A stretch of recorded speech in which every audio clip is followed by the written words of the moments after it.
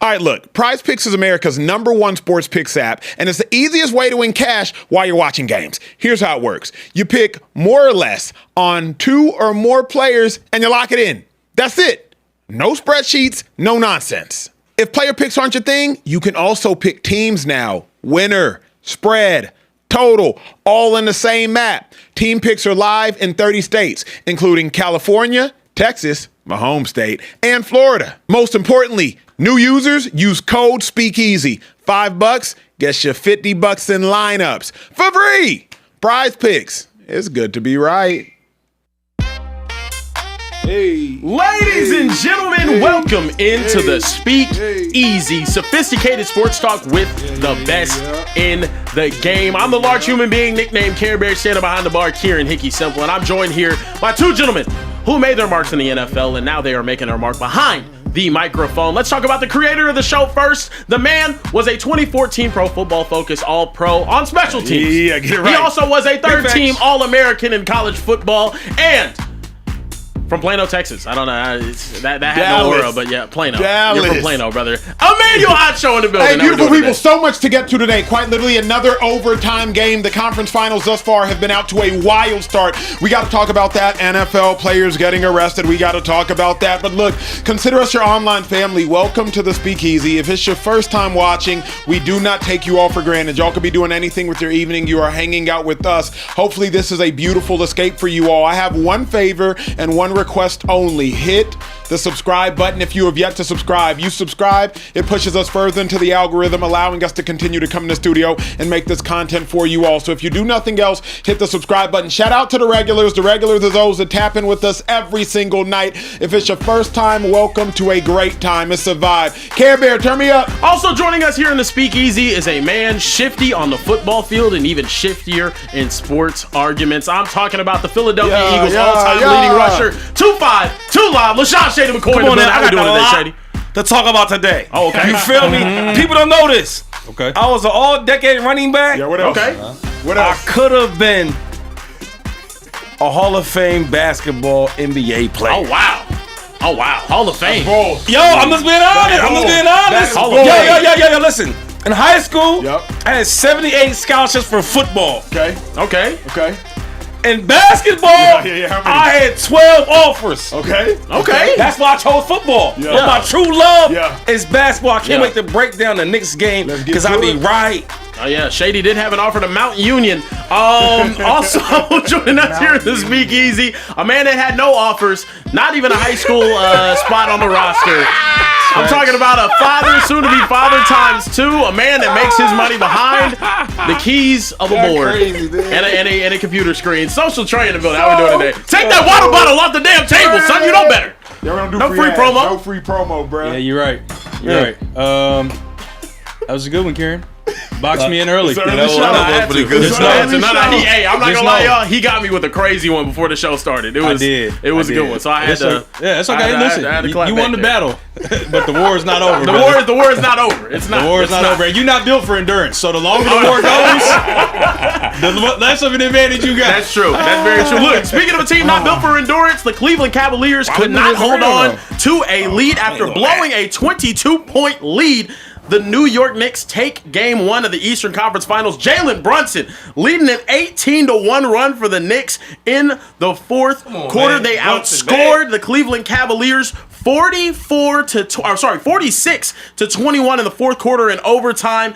Brunson and the Knicks complete the second largest fourth quarter comeback in playoffs this century, only behind the Clippers' 24-point comeback against the Grizzlies in 2012. Also, Jalen Brunson, 38 points, 5 rebounds, 6 assists, and 3 steals. Largest playoff comeback in franchise history in the Garden. They did it in the Garden, you heard? In the garden. Fellas, Word is born, son. How we feeling about the New York Knicks? Yo, he was violating out there, son. Word is born, God. Nah, real talk though.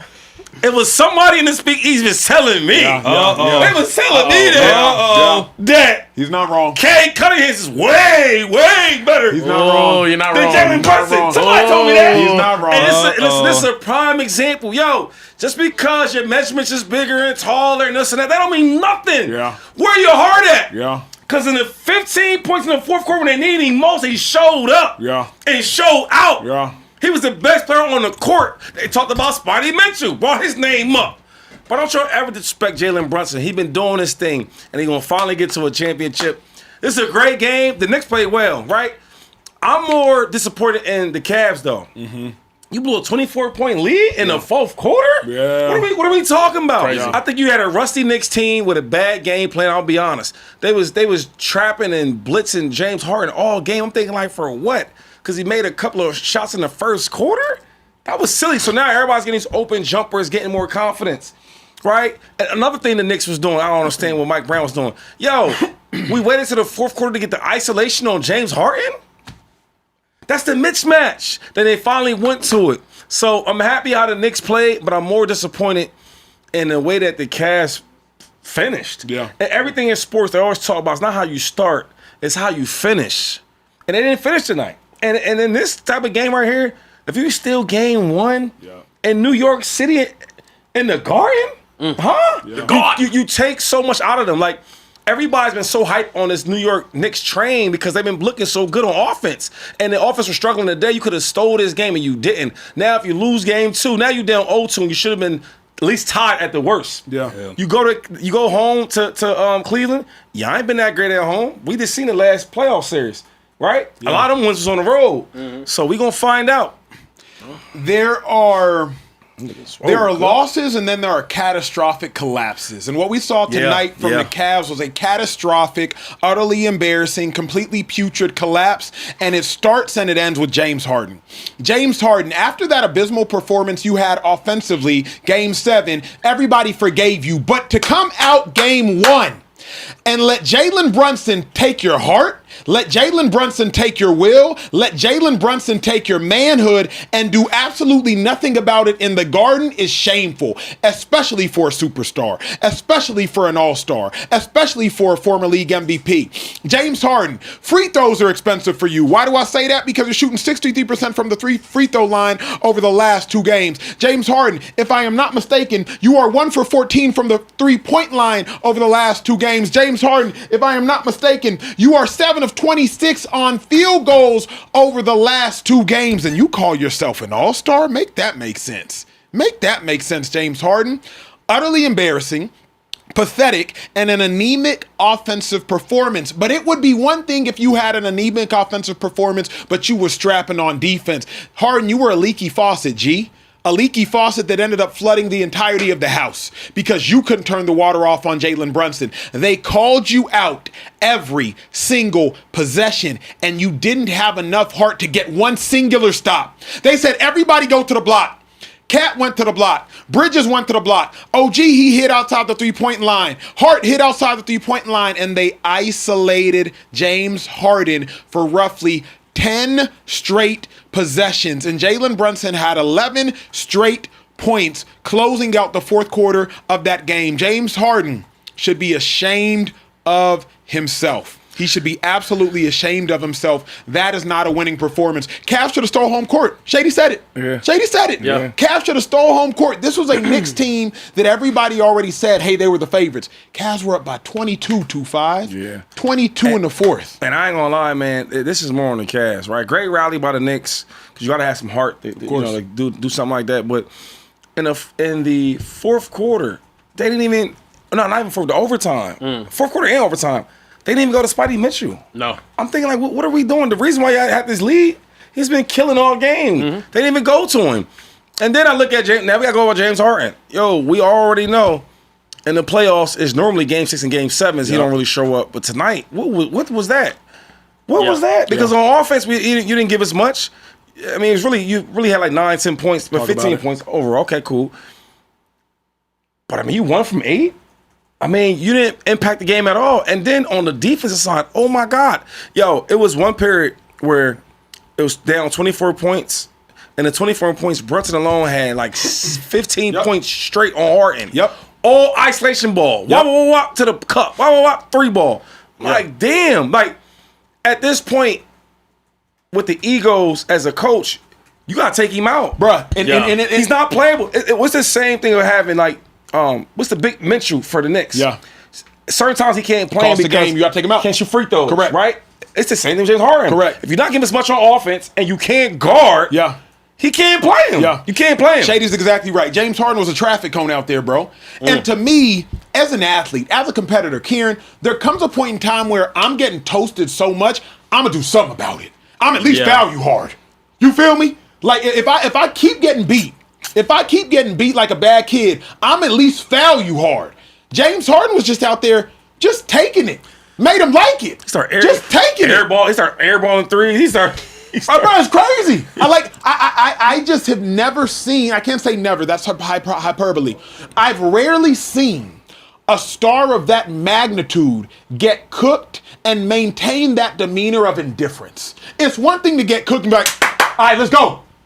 He was getting cooked and just cool with it. Are we, bro? Is this a series that we finally see everyone kind of collectively, and by everyone I mean the coach taking him out and saying, "Look, James Harden just isn't good enough to get it done right now." I mean, I think I agree with you, Shady. I think it should have happened tonight. He was 1 of 6 in the fourth quarter in overtime. The Cleveland Cavaliers outscored the New York Knicks by 21 points in the second and third quarter. And in those 24 minutes of game time, they outscored them by 21 points. The last 17 minutes, the 12 minutes of the fourth quarter, and the 5 minutes in overtime, they were outscored by 25. They were outscored by 25 points in 7 less minutes of basketball. And it's crazy to me. And for those watching, and Mo NYCU specifically, shout out to the Knicks, right? Shady said that. I want to say that as well. Shout out to the Knicks. Shout out to Jalen Brunson. The reason we are so heavily criticizing the Cavs is because what is the definition of insanity? Doing the same thing, want different results. Doing the same thing over and over and expecting a different result. The Cavs just did the same thing. They didn't blitz Brunson. They didn't trap Brunson. They didn't full court pick up Brunson. They took Dean Wade out the game with about 5 minutes left in regulation, and Dean Wade was the only one who held Jalen Brunson to some degree in check. So you take Dean Wade out the game because you need more offense. You go to Max Strus. Max Strus is kind of doing well, but then you bring in Merrill. He didn't do bad, though. He didn't do bad at all. But Max Strus is getting dumb fouls, turns the ball over. Now you bring in Merrill, and at the end of the day, the Cavs just repeatedly did the same thing. Credit to Brunson. I would just give more credit to Brunson if the Cavs mixed up the defense and then Brunson cooked. Yeah. I'm gonna say this, and you know, it's strictly from me watching this game. I'm starting to feel like this game and a couple of games in the last series. I'm starting to feel like we're still holding on to James Harden's name. We're holding on to his name more than his game, because the truth is, if that's any other player that's getting cooked like that in a big game like this, you up 24 points, you lose that lead. Now you get to the fourth quarter and overtime, and one guy is killing you the whole game, and he's not a superstar. You take him out. You got to take him out. And I think it's a point where I don't think James is a superstar no more. I think he's a good role player in the system. I truly do believe that. Because when you watch him play, it's like, yo, he's not making no impact on offense. And on defense side of the ball, you can't even guard nobody. Yeah. Bro, Brunson had almost 13 or 14 points straight on him.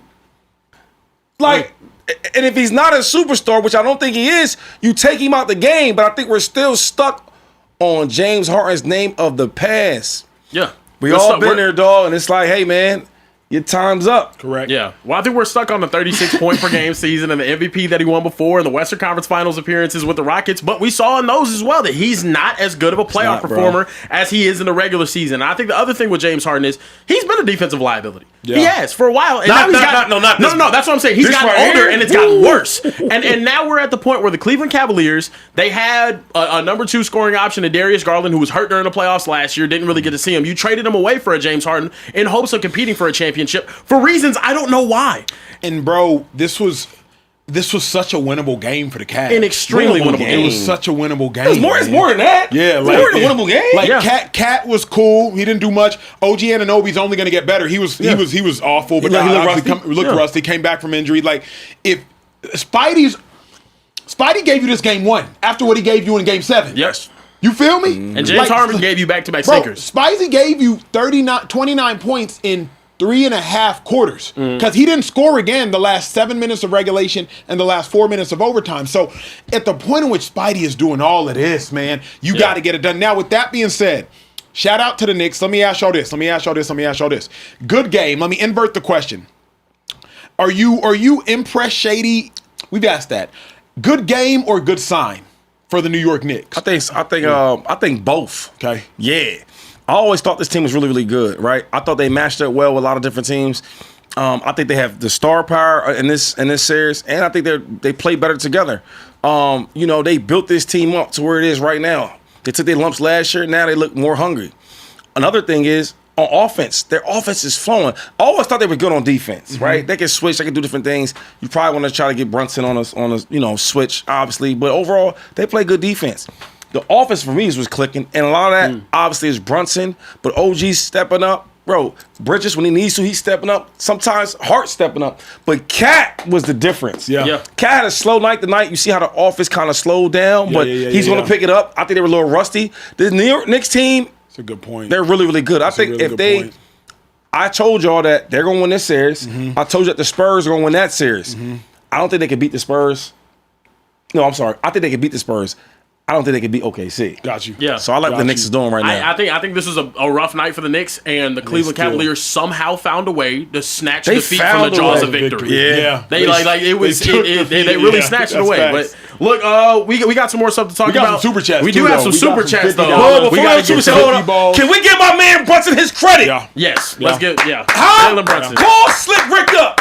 Jalen Brunson, consistent Brunson playoff came and doing performance his since he thing. got in the league too. He So, ain't 6'6" or 6'8" or 6'9" and all yeah. that. I love but he Jalen play Brunson. like it. I wish he stayed with the Mavs, man.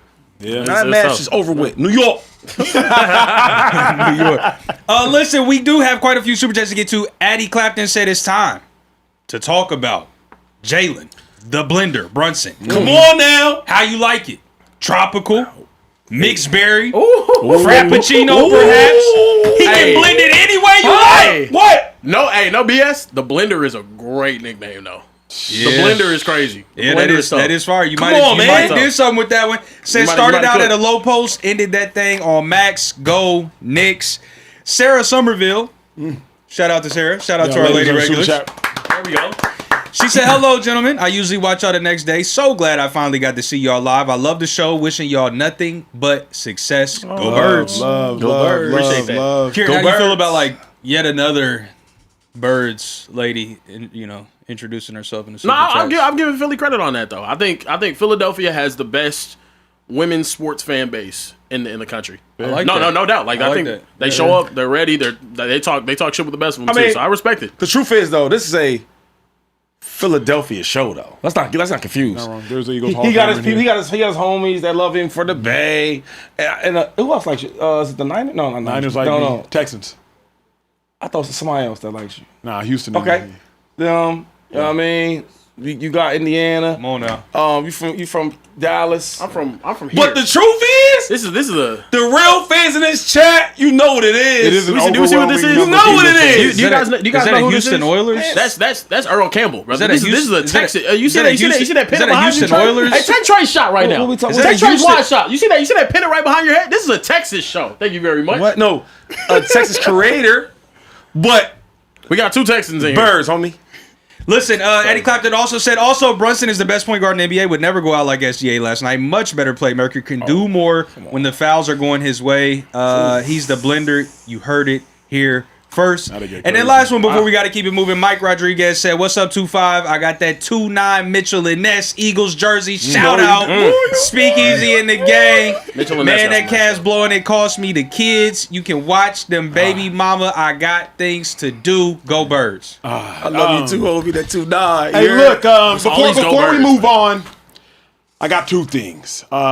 Trey, pick a number one or two. Oh man, Number 2. he did it. Hey, did you get a text message today, Trey? By the Rome, way, just about throw this? up the No, second I one, didn't. then. Rome, I just got throw up no- the second I one. got Because it's No one of them text. days in What a PrizePicks, sicko, y'all. bro. Just Wow. one of them Quick days. $10,000 day, net 7,500. Look, PrizePicks code Speakeasy. I made two lineups today. Y'all know me. I don't go for the star players. I try to find the minutia based on watching a little bit of extra film, a little bit extra data. 2,500 paid 10 stack. Shout out to Dean Wade under, Sam Merrill under. Rome, go to the next one. A small difference in the next one. See, Sam Merrill, I took under half of a turnover. He's a catch and shoot dude. He wasn't finna turn the ball over. He got one turnover in the last 6 games. PrizePicks code Speakeasy. Y'all can follow me on PrizePicks. Tell my lineups. It don't do me no good if y'all do or if y'all don't. I'm just trying to help y'all make bread. Also, hit the subscribe button right now if you're just tapped into us. Hitting the subscribe button puts us further into the algorithm. So please hit the subscribe button. Hit the like button. We need 1,000 likes in this chat today. 1,000 likes to go for it. Carebear, keep it pushing. Man, it be your own people, Trey. Own people, It bro. be your own Like, people, I Trey. won't offer me a good contract or shares prize. Oh, wow. I just don't understand Is this a public dispute? It might be. It might be Sign turning that into franchise tender, bro. Ever since I found out how much you got, I don't know how much you get paid. But, Oh, that's crazy. I was like, pocket watching is crazy. But I know you signed a lucrative deal. I see it on the smirk. You've been smiling different. You've been I went through eating my different. statements today. It's been a phenomenal year. It's been a great year for me. It's crazy. It's been awesome. Here I am. I got more stuff in the Begging works. for a new chair. Yeah, Just in pain, aching. Yeah. No, Keep it moving, it's man. amazing. Speaking of in pain. We got to keep it moving. Biggest news in the NBA though today, outside of the Eastern Conference Finals game, Shams dropped this tweet saying Jason Kidd of my Dallas Mavericks is out as the head basketball coach. New president Masai Ujiri is making a coaching change. Fellas, your reaction to Jason Kidd mutually parting ways with the Dallas Mavericks? From everything I have heard, Jason Kidd wanted to leave the head coaching ranks and move up to the managerial level.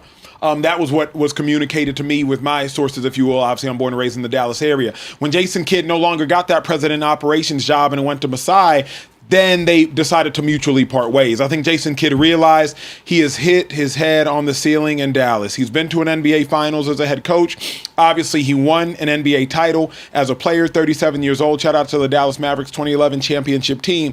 But realistically speaking, Jason Kidd knows as well as anybody, the Mavs are far away. Say what you want to say about Cooper Flagg. Say what you want to say about Kyrie Irving. The Mavs are far away, especially after dealing Anthony Davis, after dealing Luka Doncic. You look at the West, the Spurs aren't going anywhere anytime soon. The Lakers are always going to be competent, especially as long as Luka's there. Oklahoma City Thunder, they're going to be a really good team. The Rockets are still young with or without Kevin Durant, and as long as Ant-Man is in Minnesota and Jokic is in Denver, those two teams are going to hover between the 3rd and the 7th seed. Jason Kidd is going to have a hard time cutting through. I understand parting ways. You could say he made some bad roster decisions, right? Starting Cooper Flagg this year at point guard, that could be a questionable decision. It could have stunted his rookie season, stunted his growth. It almost cost him Rookie of the Year, but ultimately, I do think it'll be mutually beneficial. I don't think the Mavs get better anytime soon. Wait, hold up. So I'm happy that you know some sources because it was more of a he thing than them thing. Yeah, As ultimately. Okay, good. Yeah. Because I like him as a head coach. One is I like player coaches, right? Because they understand what it feels like to put the cleats on, put the shoes on. Two, the growth. You said it might have been a bad thing to have Cooper Flagg at point guard, but if you heard what he said, I know what I'm doing. I'm developing him. And if you watch him now he dribbles the ball with a little bit more confidence, more isolation, more confidence. Yeah. So I seen what he was doing with Cooper Flagg. I love Jason Kidd. I've always been a fan of him as a player. In college and in the pros, and then as a head coach, I always look at like what players say about coaches. Tom Brady taught me that. Because if you ever want to know about players or team or defense or offense, what do the players say about him? If you look what Luka says about him, he says a lot of positive things about him, right? Look at other players talk about him as a teammate. They say a lot of positive things about him. So, we're gonna miss Jason Kidd as the head coach. Hopefully they put him in the front office somewhere somehow. Because he's a great mind. You keep great minds in basketball. Yeah, I mean, as a Mavericks fan, I feel very indifferent towards it. I love Jason Kidd as a coach. He took us to an NBA Finals. It wasn't like he was the best coach in the NBA at any time. I don't ever really feel like – I do feel like maybe there is a possibility of us getting a better coach, but there's definitely a possibility of us getting a worse coach. The problem with the Dallas Mavericks right now is we have absolutely no future.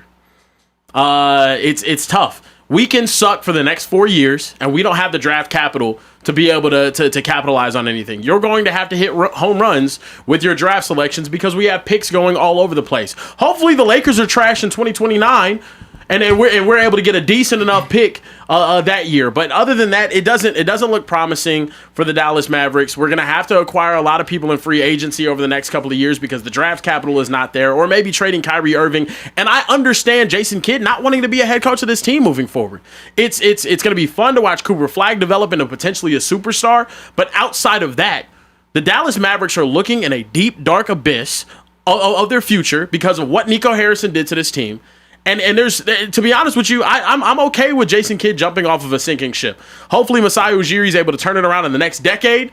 But as of right now, other than us possibly getting Luka Doncic back in 2028, which this could potentially open the door for, him leaving, Patrick DeMont's still there, but Nico Harrison leaving, essentially all of the guys that were there and a part of Luka's departure leaving.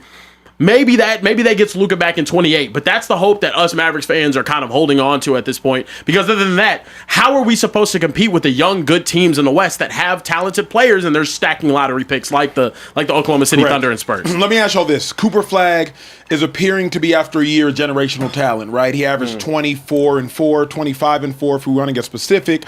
LeBron James, that sophomore season, after averaging 25-4, he ended up averaging 27-7. We don't know if Cooper Flagg can make that jump, but we know that he is a generational talent at this junction in time. How should Cooper Flagg feel, 2-5, about a coach who he has seen go to a championship within the last 3 years, about a young bull who he knows is a player's coach, about a coach who's won a championship as a player at that organization? How should Cooper Flagg feel? It's not a good feeling. I'm going to be honest with you. When you get to be coached by some of the best, right, not only as a coach but as a player, this kid's a respectable name. He's a respectable guy, respectable coach. So as Cooper Flagg, he ain't happy about that. I'm sure he's at the crib. He played his little Call of Duty or something like that. What? Fired, huh? He leaving. He wasn't happy about that because Jason Kidd is a respectable dude. When people on the outside never played, they can't always understand what a player goes through. I'm not even talking about the straight basketball. What about off the court stuff? Family stuff. You know, being a superstar, living up to the legacy on the pressure. Jason Kidd can answer some questions. Everybody can answer them questions because everybody don't know what it feels like to be a ball player and how hard it is. And then you go to the basketball side of things where I'm sure he said, look, man, I'm going to have you playing point guard. I'm going to have you playing shooting guard. I'm going to have you playing the 3, the 4, the 5. I'm going to have you doing all these different things to prepare you for when year 2 and year 3. So I don't think Cooper Flagg like that. I don't. I think that's a situation where do we go next? I think he needs to be in them rooms when we talking about what coach we're bringing in here. Yeah. I hate when they have the franchise player not part of the conversations. Yeah, it's tough when he's 19, I guess. But why? Why? It shouldn't be because he is the best player. He is the future. I hear you on that. He's gonna be carrying that franchise for the next. If he's 19, bro, he's gonna be carrying that team for his next what? Shady, this is also the franchise that traded away a 25-year-old that led them to the finals. Not but 6 months before. Yeah. So this is a franchise that not only the Dallas Mavericks not only missed the championship window, they boarded up the window, put brick over it, painted it, and burnt the house down with Luka Doncic inside of it. Yeah, that's true. That's what we did with our championship window. And now it's going to be a while before we have it again. So with Cooper Flagg, yes, I had a different head coach my rookie season. I think he's going to evolve and get better regardless.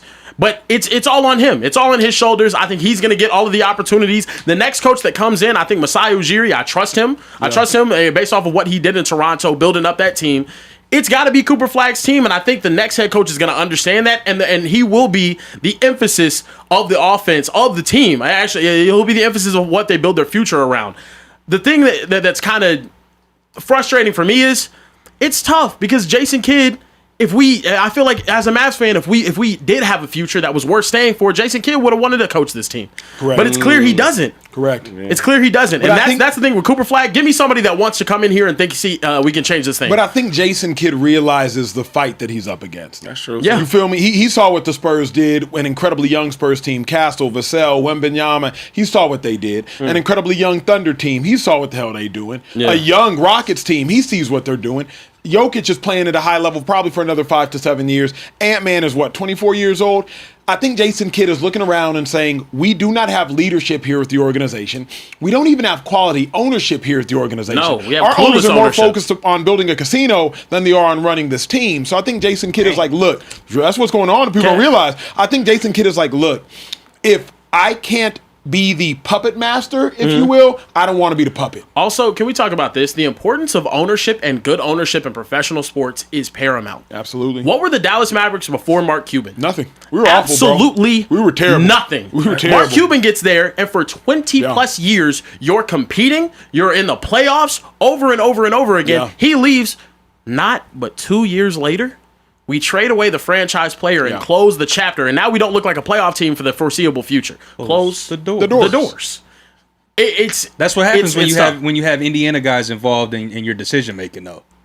Is that Mark Cuban is the richest IU alum ever, and when a real basketball head. Yeah, everything he touches is greatness. So let that be a lesson. Oh, brother, and a precedent. Brother wants to talk about Indiana somehow. He's from Pennsylvania. You claiming him? He graduated from IU. He's from Pennsylvania. You claiming him? He's an Indiana University alum. Where you going to school at? Why that don't matter? So Pitt don't matter? The state matters. The state matters. He's from Pennsylvania. And he went to IU and got that education that turned him into a billionaire. Oh. Ooh, that's a good. This is facts. He opened a club while he was in college at IU, and that club the doors. the doors. But yeah, just let that be a lesson. Like, when Indiana things lead. So if you ever decide to that you want to kick me off the show, just know that things get worse when you get rid of Indiana. Are y'all having a contract dispute? We are. Hey, this is speaking crazy. of disputes, we got about 3.5 thousand people in the chat. Hey, y'all hit the subscribe button, please. Turn up with us. Hit the subscribe button. Push us further into the algorithm. Hit that like button. Let's continue to make this show blow up. We are only in our 7th month on this show, still in our infancy, but things are going great. Trey, let's get some super chats if we have any. Yeah. And then let's keep it rolling to an interesting topic. We got a couple. Listen, delusional Vikings fan is sick of your crap, Acho. Me too. He said, Acho, please, it's Spider.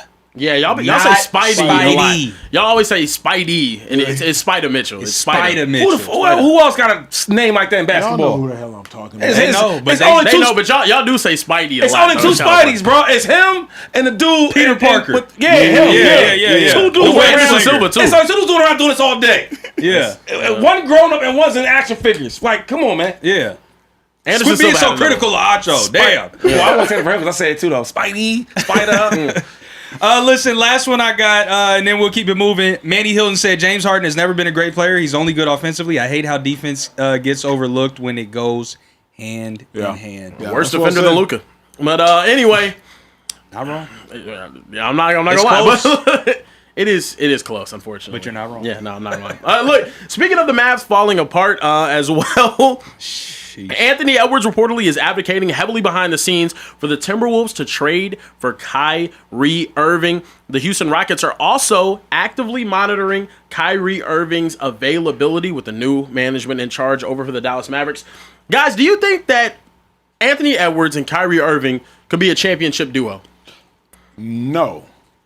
And it's not because they don't both play incredible basketball. I just don't understand how we believe Ant-Man is currently a number 1 on a championship team when he hasn't shown us the ability to be a number 1 on a championship team. I just don't know if I see that right now. And not to mention, it's not just about those 2 players. What's the roster going to look like in order to acquire Ant-Man? You going to get rid of Gobert? If you get rid of Gobert, okay, now who's your presence inside the paint? You going to have to get rid of Nas, get rid of DiVincenzo? Okay, now what's it look like with dudes coming off the bench? Obviously, you don't plan on keeping Gallo. So are you going to try to run it with Kyrie, McDaniels, Ant-Man, and think that's enough? What makes the T-Wolves able to compete at this junction in time isn't just Ant-Man. It's Nas Reed coming off the bench giving you 15 points with ease. It was DiVincenzo last year coming off the bench and giving you points with ease. That's what makes the T-Wolves who they are, is they swarm you. They can come in bunches. At the point in which you have to empty out the roster and empty out the cupboard, I just don't know that those 2 with that roster are enough. That's a terrible take. Oh. Was Terrible? that your take? That Terrible? was a terrible take. Yeah. I mean, what y'all think? That was like, I think Kyrie Irving would be a better number 2 than anyone Anthony Edwards has had. come on now. But what you would have to give up to get him, I don't think would be a championship roster in today's Western That's Conference. correct. And also a Kyrie at 34 years old coming off of an Achilles. Off of ACL. Sorry, yeah. ACLs ain't off of nothing an no ACL. No, I know. But Cost still, him the whole season, it's though. a player that plays probably lower to the court than anybody in NBA history. Yeah. A dude that plays so heavily relied on his shiftiness, ability to be agile. I think Kyrie's unbelievable, but I don't think he makes the Timberwolves any more of a contender than they are right now, given the fact that they might have to trade away serious picks. You know, you giving bad takes is like, it's rare because you don't really do it. I'm gonna start this I'm gonna get a whistle and a flag and just I'm gonna throw that shit because what was that? You love Luka. You love Luka. He definitely love Luka. Absolutely. He got Luka shirt on underneath his shirt right now. Absolutely. I got 77 tattooed on my So chest. if Luka and Kyrie and them guys they had over there can go to the chip, Ant-Man can? Kyrie? Luka's better than Ant-Man. Yes, Luka is better than Ant-Man. He ain't way better. He ain't way better. I agree with that. Of course. Especially, And you act like the brother ain't been to the Western Conference Finals twice. He's been there. He's been one series away for the chip. Yep. You give him Kyrie Irving, stop playing. Knock it off. But here's where I agree with Shady. Here's where I disagree. Where I agree with Shady is this. If you add Kyrie Irving to the current roster as it exists, sure. Move DiVincenzo to the bench. Make DiVincenzo the seventh man. He contributes way more than a Mike Conley. Make Acho the sixth man. Make Naz Reid the seventh man. Make DiVincenzo the eighth man. And true too. Yeah, sure. Yeah. But the fact of the matter is, McDaniel's probably not going to be there if you end up getting Kai. Or Gobert not going to be there if you end up getting Kai. I'm okay with that. If I'm see, but Dallas, you can't be. But see, this is why I'm okay with that. I watch Lively. He's not as good as Rudy, right? Yeah, Gafford. No. Gafford. Gafford's They solid, are but good no. enough. Yeah. Yeah. You get what I'm saying? I don't need to have all these high-paid guys supposed to be this and that. I don't need that. I don't need you to be the defense player of the year. I don't need that. I need you to be the guy that can catch some alley hoops from time to time, rebound well, right? Play hard. That's cool. Yeah. Every role don't have to be a superstar. Another one you're not going to understand, you're not going to like. My opinion, Yep. Jay McDaniels, hear me out. I'm listening, but Until this season, and he's serious, I respected his game. Yeah. Until then, though, like the last 2 seasons, I thought he was one of a silly. He makes a lot of dumb plays, takes dumb shots, takes dumb fouls, right? But this year was different. Yep. His value might not ever be this high again. You get rid of him and get some back for him, because all he really was before this season, all he was a defender and a guy that sit and shot a couple threes. Sure, but here's the thing. Okay, The problem with this trade scenario is, one, we don't know who the T-Wolves have to give up. But right now, McDaniels is doing this, and Kai is doing this. So are you going to give up a player that is not just ascending, but rapidly ascending? What's Kai doing? Kai's doing this. He's 34, coming off an injury this year. I don't care about his age. The last time we seen him play, he was... Played at a moderately high level. Didn't play at an elite level. He's Played at a moderately high level. Before he got hurt? It was the year before he got hurt was the year they went to the finals. Yeah, no, but even the year that he got hurt, he was playing more minutes and he was balling. He was balling. But I'm saying this. Think about if you're talking about what he was doing, what they're doing, right? Yeah. Remember what McDaniels was doing. McDaniels was giving you 18 and 8 and guarding their best player. When? Yeah. This whole playoff run. Defensively, they got a whole lot I'm worse. going to say it again, bro. Like, and this is my take, because y'all don't like when I say it, but like, I don't go for this your most recent year. What have you been doing lately, right? Yep. The last 3 seasons, I grade on that. Everybody can have a good year. That's everybody. People do it all the time. Sure. So what I'm saying is, I don't think he can do that again. I don't. I watched him play long enough. The difference for me in basketball, different than football. Y'all correct me if I'm wrong. In basketball, different than football, Shady, you see players do this. Right, like Brunson, we saw him do this. We saw the Clays, the Stephs, the like. You see players do this. He's not on that level. But I'm saying in general, right? Give me some guys like him. Even take Austin Reeves. Right, we've seen Austin Reeves do this. Take Alex Caruso. We saw Alex Caruso do this. Like you just see, you see basketball players do this. Football players do this. No. They do though. Like call me out. Who am I wrong on? No. Caruso's did this. I mean, like Reeves has done this. If you ask somebody that's a true Laker fan, are you happy with Austin Reeves? But he's done this. I didn't say that. I just said he's done this. Oh, the regular season? Oh, he's always doing this. But when it gets to the playoffs, and then we do. Sure. All right, so let's keep it there. There's a lot of it in the playoffs. But I'm saying year after year, basketball players, they typically just ascend. They just ascend. Football players do that like, oh, he had one Football great player has to show their worth in the first 3 years. Oh, like at a high level. Like only reason I say that is, I mean, not get distracted. Only reason I say that is, who would you give up? Get Julius Randle, go. Please, he has go. To, yeah. You can go. Rudy got to go. It's not who do you give up. The Dallas Mavericks aren't accepting a trade from a team like the Minnesota Timberwolves. That's the problem, right? You're gonna give me Jaden McDaniels, and you don't want to come off of Naz Reid. You already said you don't want to come off of Jaden McDaniels. You're gonna give us Julius Randle for Kyrie Irving? Why not some picks? Yeah, draft. I mean, the thing is, their picks. They rebound. Their picks are good picks, though. I don't want a non-lottery pick when you have a superstar over there and you're going to be in the Western Conference semis or the Western Conference Finals every year. I don't want that pick. Yeah. Especially not for Kyrie, who's the only asset that I can take right now. The Mavericks don't have any picks. What I know is this. in sports, especially in professional sports, they get stuff done. They do. You know what I mean? They gonna find a way to get it done. And all I'm saying is they got some pieces that they can move, right? And they can still get busy. And this would be a trade that makes sense for both teams. Because if you're the Timberwolves, you're like, hey, Ant-Man is entering his prime. Let's win now. Let's win now. Kyrie probably has 2 more championship years left in him. Let's win now. If you're the Mavericks, you're like, bruh, we're still 3 years away. By the time Cooper's ready, by the time Flag is ready, Kyrie won't be. So if you're the Mavs, you're probably like, hey, let's try to acquire young talent, whether picks, whether Jaden McDaniels. Let's try to acquire young talent. Then if you're the T-Wolves, you're like, hey, let's go for it now, G. Like, let's not waste any time. And realistically, it would most likely require a third team to enter the It negotiation. would be a three-team draft. And that would probably be the most realistic outcome for this. Why do you say that? Break that down. Because break that down. Because to Kieran's point, the Timberwolves don't have appealing draft capital. The Mavericks don't have appealing draft capital whatsoever. Yeah, so like, and that's what they that need would be what because we have to acquire. they're in rebuild mode. The Mavs are not going to. They just don't have the assets to trade for talented players right now.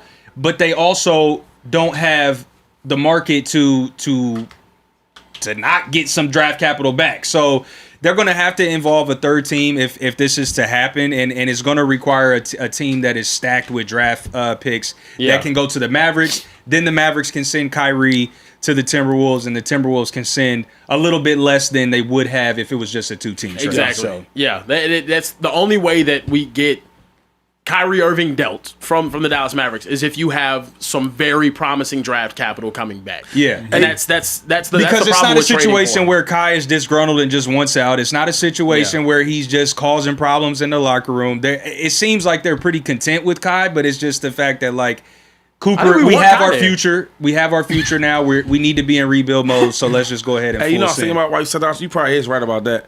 Basketball players, they do this though. But the only reason why it's like that because in basketball compared to football, you can be an above average player in basketball and be looked at like you're really, really good. Yeah. You get paid, you be an average basketball player and get paid really, really well. Yeah. You know what I'm saying? Like this guy's an average 13 points a game and like, oh my God, we gotta max him out. Where in football, like you actually gotta be nice and like stay the nice. nicest. Yeah, you gotta stay nice. Yeah, and football is so much more dependent on the team and the system that you're in. Basketball, if you can hoop, you're going to be able to tell on the court. Think you would never see what you saw today in football. Jalen Brunson, for the last 10 minutes of game time, just went one-on-one with whoever. Yeah. Right. Football that doesn't exist.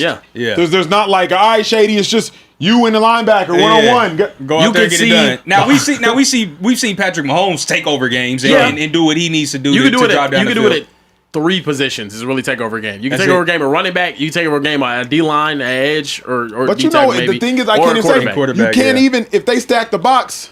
Shaq Barrett took over the game in the NFC Championship against the Packers. Like the last 2 drives, there was pressure. I think a DN can take over the game. Like a DN can just end drives. You can sit in a corner, dog, and just play defense, and like people gonna look at you like you know what I'm saying? Yeah. Like, just think about that. Basketball is crazy. You could literally you could be the greatest spot up shooter of all time and be a first ballot Hall of Famer. Klay Thompson. And I understand Klay's cold. No. Listen to me. Listen to me. I'll listen if you start over. Listen to me. Klay is unbelievably cold. Would you trust Klay to be your number 1 option on the championship team? No. Of course he's going to be in the Hall of Fame way quicker than a Damian Lillard will. Like just because he has the more accolades. But who do you truly trust to take over your franchise like as number 1? No, that's what I'm saying. But would you say Klay was ever a top 10 player in the league? Top 10 is crazy though. Top 10's hard to do. No, it is. It is really hard to do. But like, he's a great player. But no one's saying he's not great. Yeah, maybe that was a bad example. But this whole spot up shit and all that example was tough. That example was tough. Defense. Klay was nice. Yeah. Super chat. Hey, hit the subscribe button, people. Y'all better hit that subscribe button, hit the like button, hit the bell button to be notified anytime we go live. Hey, if it's your first time tuning into the Speakeasy, we kick back, we relax. The regulars are here every night. We just be chilling, we just be vibing out. Thank y'all for being here. Y'all could be doing anything. You're hanging out with us. We genuinely do not take that for granted. Hit the subscribe button. Make sure you stay for a while. Trey, turn us up. Listen, Mike Rodriguez is back with another super chat and says, shout out Speakeasy. Acho is a genius mind. That's debatable. Carebear is actually very well spoken and on par to be an analyst, in my opinion. Social Trey got ball knowledge and remind me of my brother who bugs me, but you got to acknowledge game. I appreciate that, Mike. Thank you, Mike. I appreciate that, Mike. You, bro. Much love. And then JoJo, Acho and Social Trade, team member representing Carebear. You guys have been lacking today. Said, I think the Wolves should trade for KD. I feel like that's better than Kyrie. And do guys think that Giannis would be traded to Miami? Do you guys? I think is what he meant to say. I really appreciate those prayers for everyone or from everyone yesterday. And my dad is home resting. Hey, that's what I'm talking about. Yeah, happy to hear that, JoJo, for real. Shout out to Pops. So could you guys see Giannis going to Miami? Would you want to see Giannis in Miami? I don't want to see it. I think he'd go there and disappear, personally. Giannis? Yeah. Because I think they've been talking about having to get rid of Bam. If you get Giannis, you get rid of Bam. You think Giannis and Tyler Hero are gonna make noise? Miami needs pieces. Yeah. Miami needs a lot of pieces. Miami needs a star though. Bro, but you know what's crazy? The Miami team of 3 years ago, when they had Strus and they had Robinson and they had Hero and they had when they were a deep Miami team with Giannis, sure. My thing is with Spoelstra though, give me a good number one option. Good. He can make a lot shake with that. You saw it with Jimmy Butler.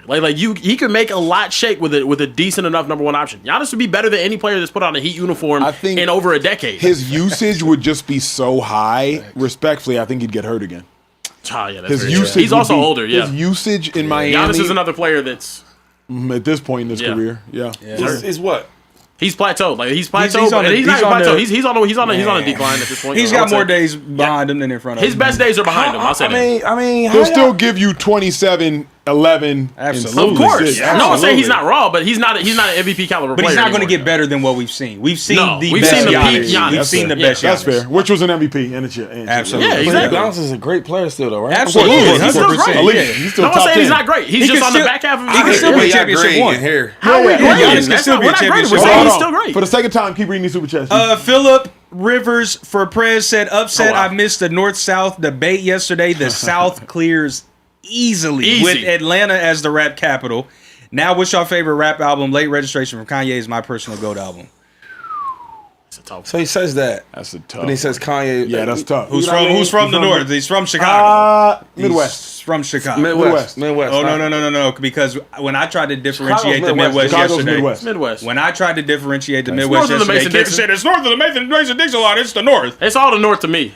North of the Mason-Dixon, it's the North. Because I go hard for the Midwest. It gets cold as shit in North. Chicago is the Midwest. Yeah. It's the New York City of the Midwest. Mike Rodriguez said, Shady, let's pull up on Eagles versus Bears. Drinks on me. Let's go Birds. Let's go. Don't call me out. I'll pull up. Well, Shady has worked with that two night. homeboys, you know what I mean? And Shady has worked that night. Thanksgiving game, though. Thanksgiving game is crazy. Thanksgiving game. We'll probably still be here. You know how we should be in Dallas Thanksgiving game. Who asked me that? That was Mike Rodriguez. He Mike, been going crazy in quick, the super chats. I can't hang out with you if you've been 100% in your whole life been faithful. Oh, God. I can't hang out with you. So you have to cheat at least once.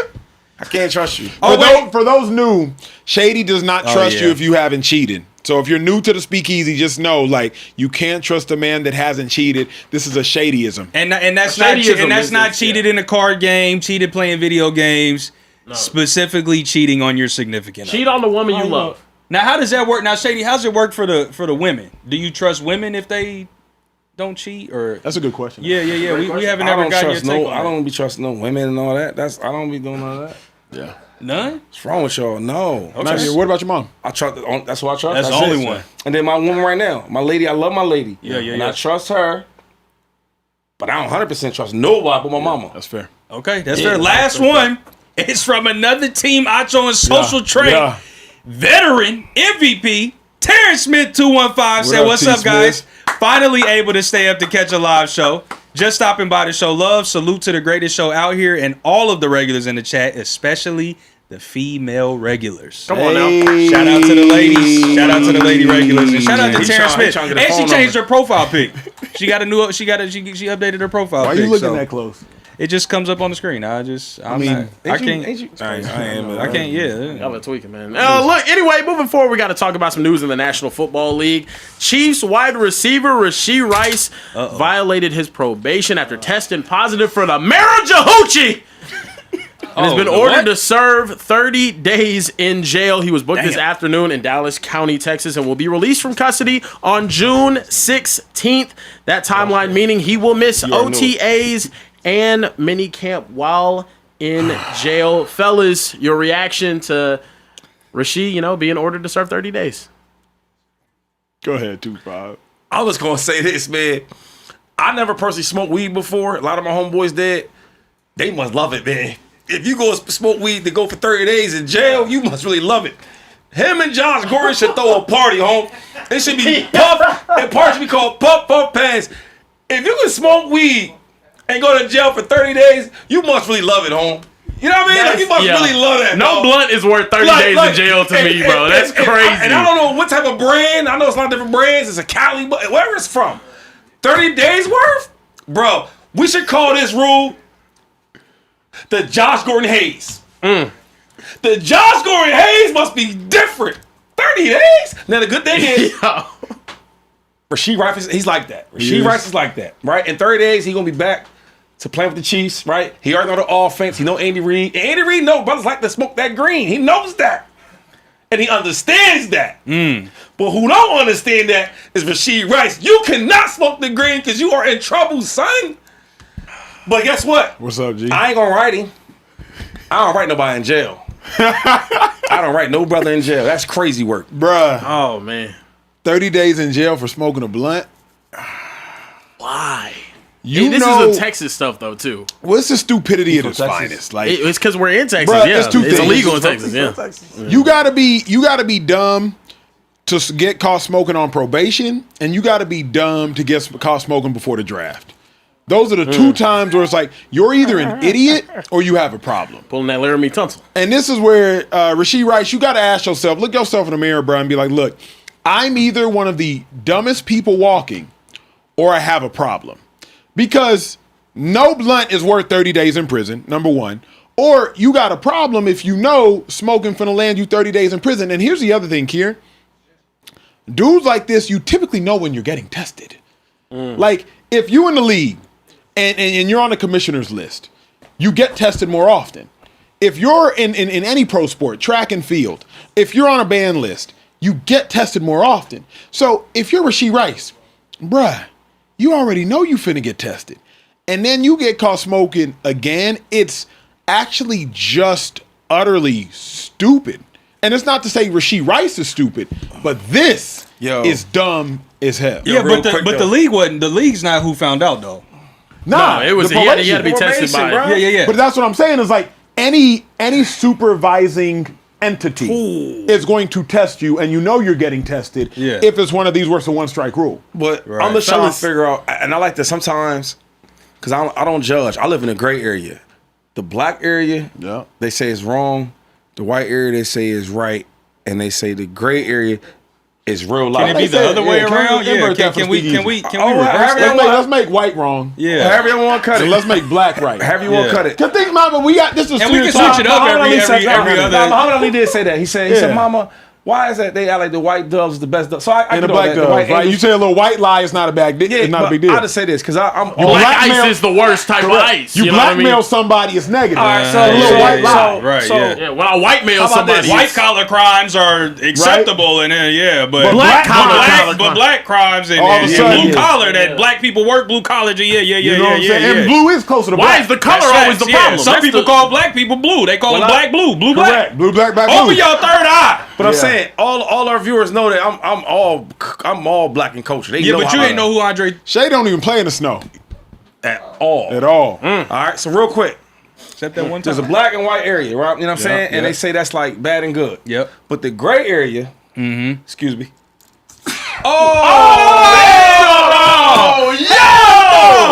A sneeze. You was about to go on a tangent and you let that dust whoop your ass, You Shady. about to really cook. You was about Shady, to you got over really 10,000 yards in the league and you let some dust tackle you right and a little now. bit of dust dog. took you out. Come on, 15,000 bro. on Oh my purpose. God. You done And a shook little some bit of of you was you rolling done shook some of too. the best defenders, but you can't shake a little. Patrick Willis can't see him. Come on, Brian bro. Urlacher can't Come see him. on, bro. Brian Dawkins can't Come see him. on, Sneezy McCoy over here. A little bit of dust. Achoo! Achoo! Well, Sneeze McCoy, bro. If y'all new to the Speakeasy, Bro. you gonna learn. I'm like the outsider. It's like these three guys against Man, me. that's It's- crazy. We see things differently. Anyway, Sneezy McCoy. anyway. Sneezy. Sneezy and What was I about to Sleazy. say? Oh yeah, so you know what I mean? The black and the white area. And the gray, But yeah. I live in the gray area. The And gray the area gray, is yeah. reality though. And sometimes, because I don't judge people, right? I understand folks. I get counseling twice a week. Yeah, all right? woosah, woosah. So when I look at this young brother, I'm like, damn. Yeah. Put myself in his shoes. Okay. Phone ring. Ring, ring. Yo, what up? What you doing? I'm saying? I'm just relaxing and shit. You know what I'm saying? Yo, you can't smoke. I know. If you get caught, it's 30 days. Fuck it.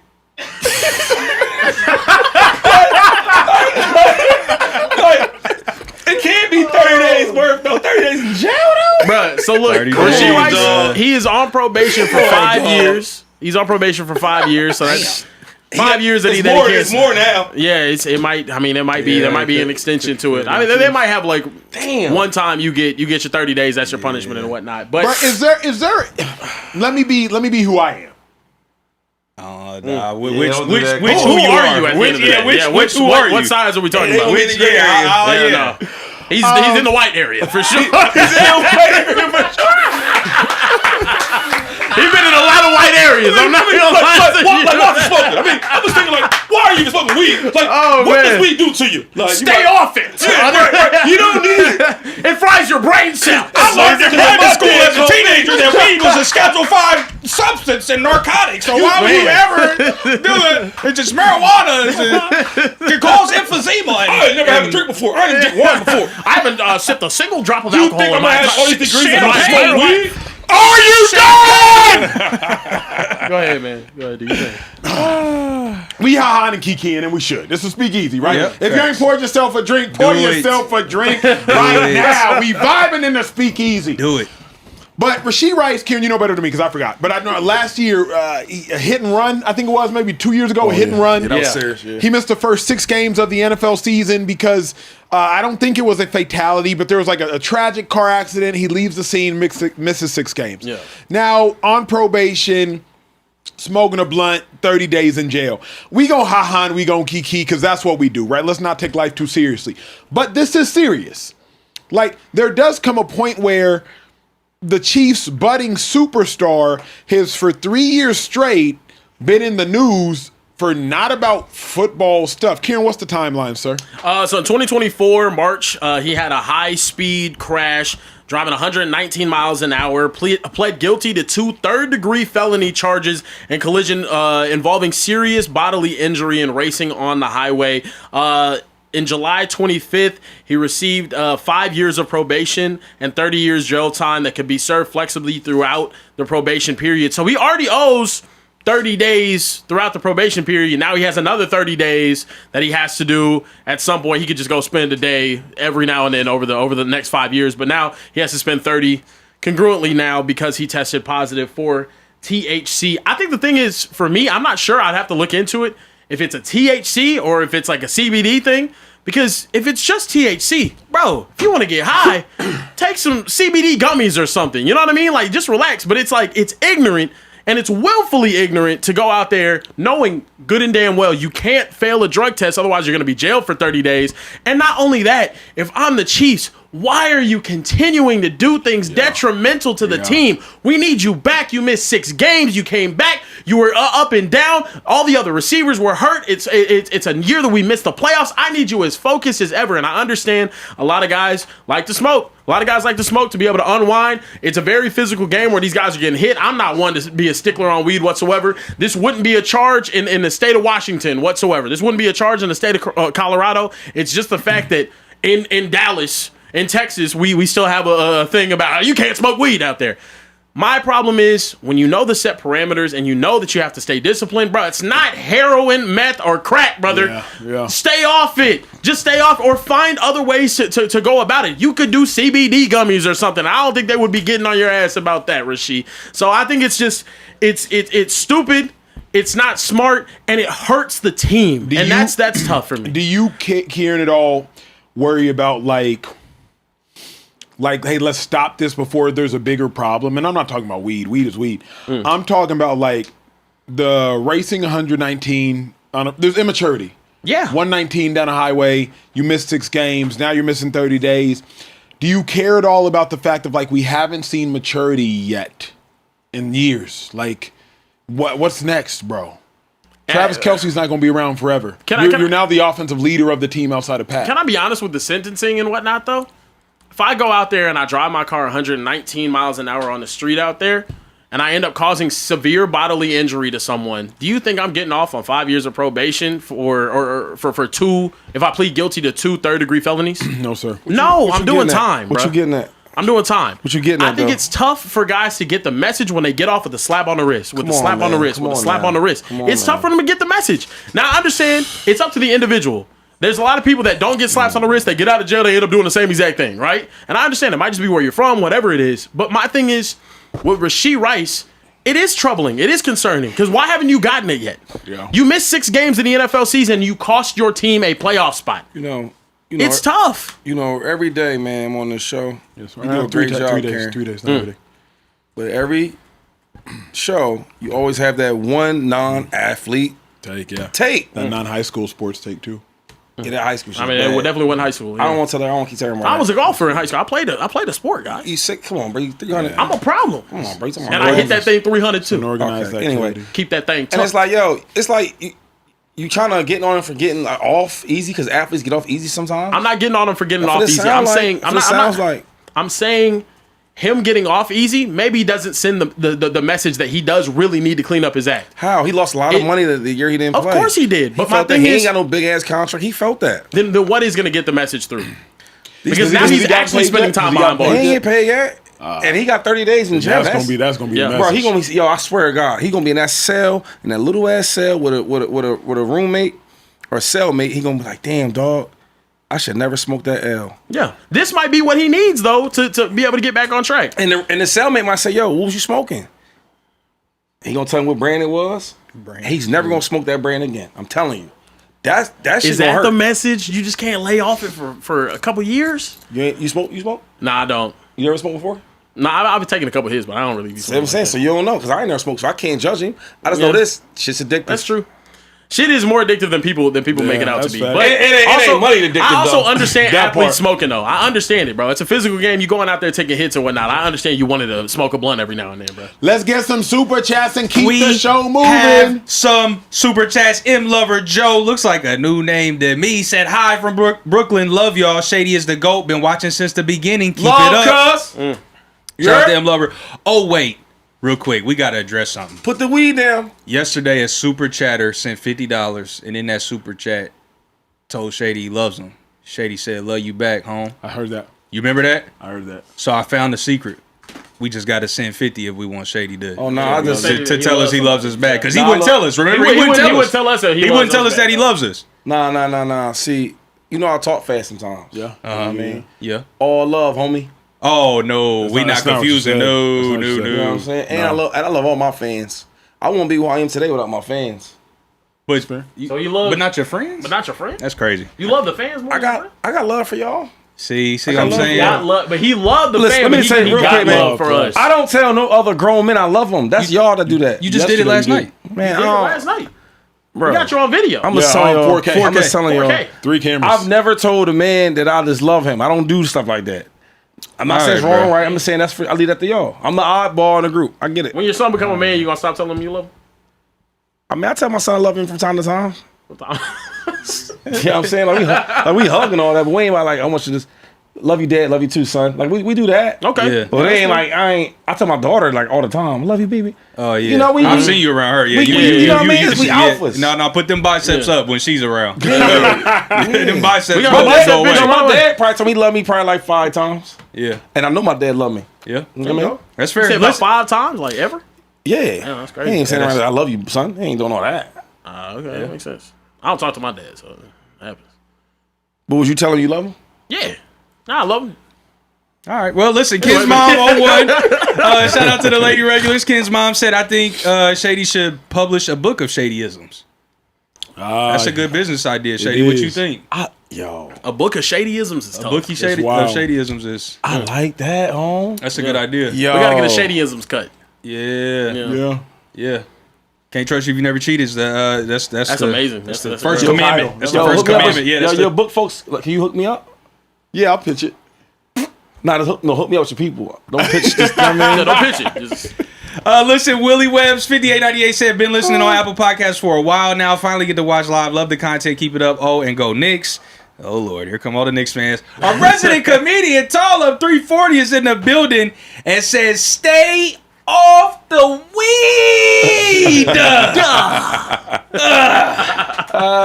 Mike Rodriguez dropped another super chat. My guy Mike is going crazy. Said, I'm trying to cop 4 tickets. I'm an Eagles fan, but fam is Bears fans. Let's ride, Shady. I'll cheat. Shit, I'll cheat in front of you, brother. Bro. All jokes aside, would love to. Hold on. That's plausible.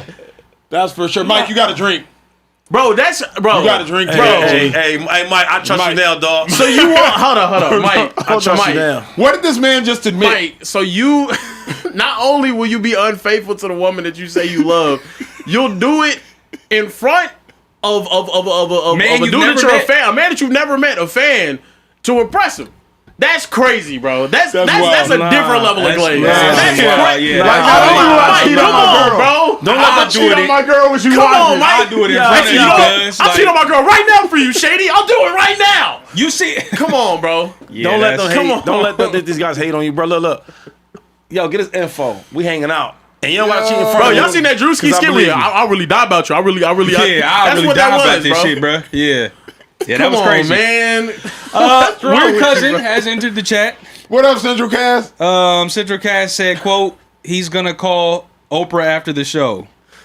D-Ton, that deserved a super chat. So he super chatted on behalf. It's a lot of glazing going on, man. So D-Ton was in the regular chat. Okay. And said he's gonna call Oprah after the show, talking about you. We all know how you and Oprah are on a first name basis.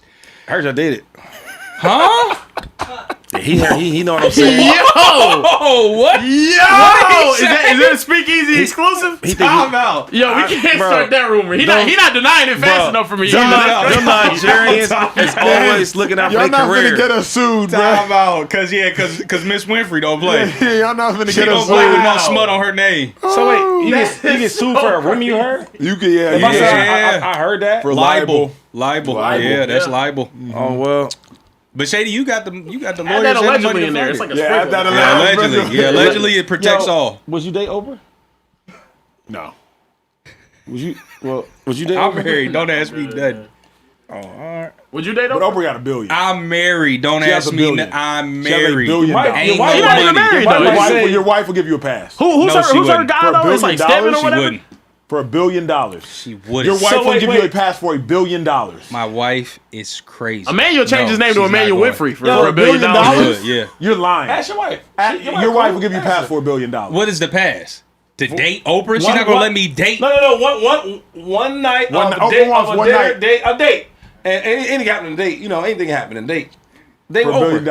billion. But I just get $1 billion? Yes, tax free. Oh, well, Danielle's gonna. Yeah, she's gonna go for that. Yeah, How you know? Yeah. she's $1 billion, and it's just a date. Yeah, Yeah, but well, Nah, wait, you you gotta. she want to date. Yeah. How she want to date?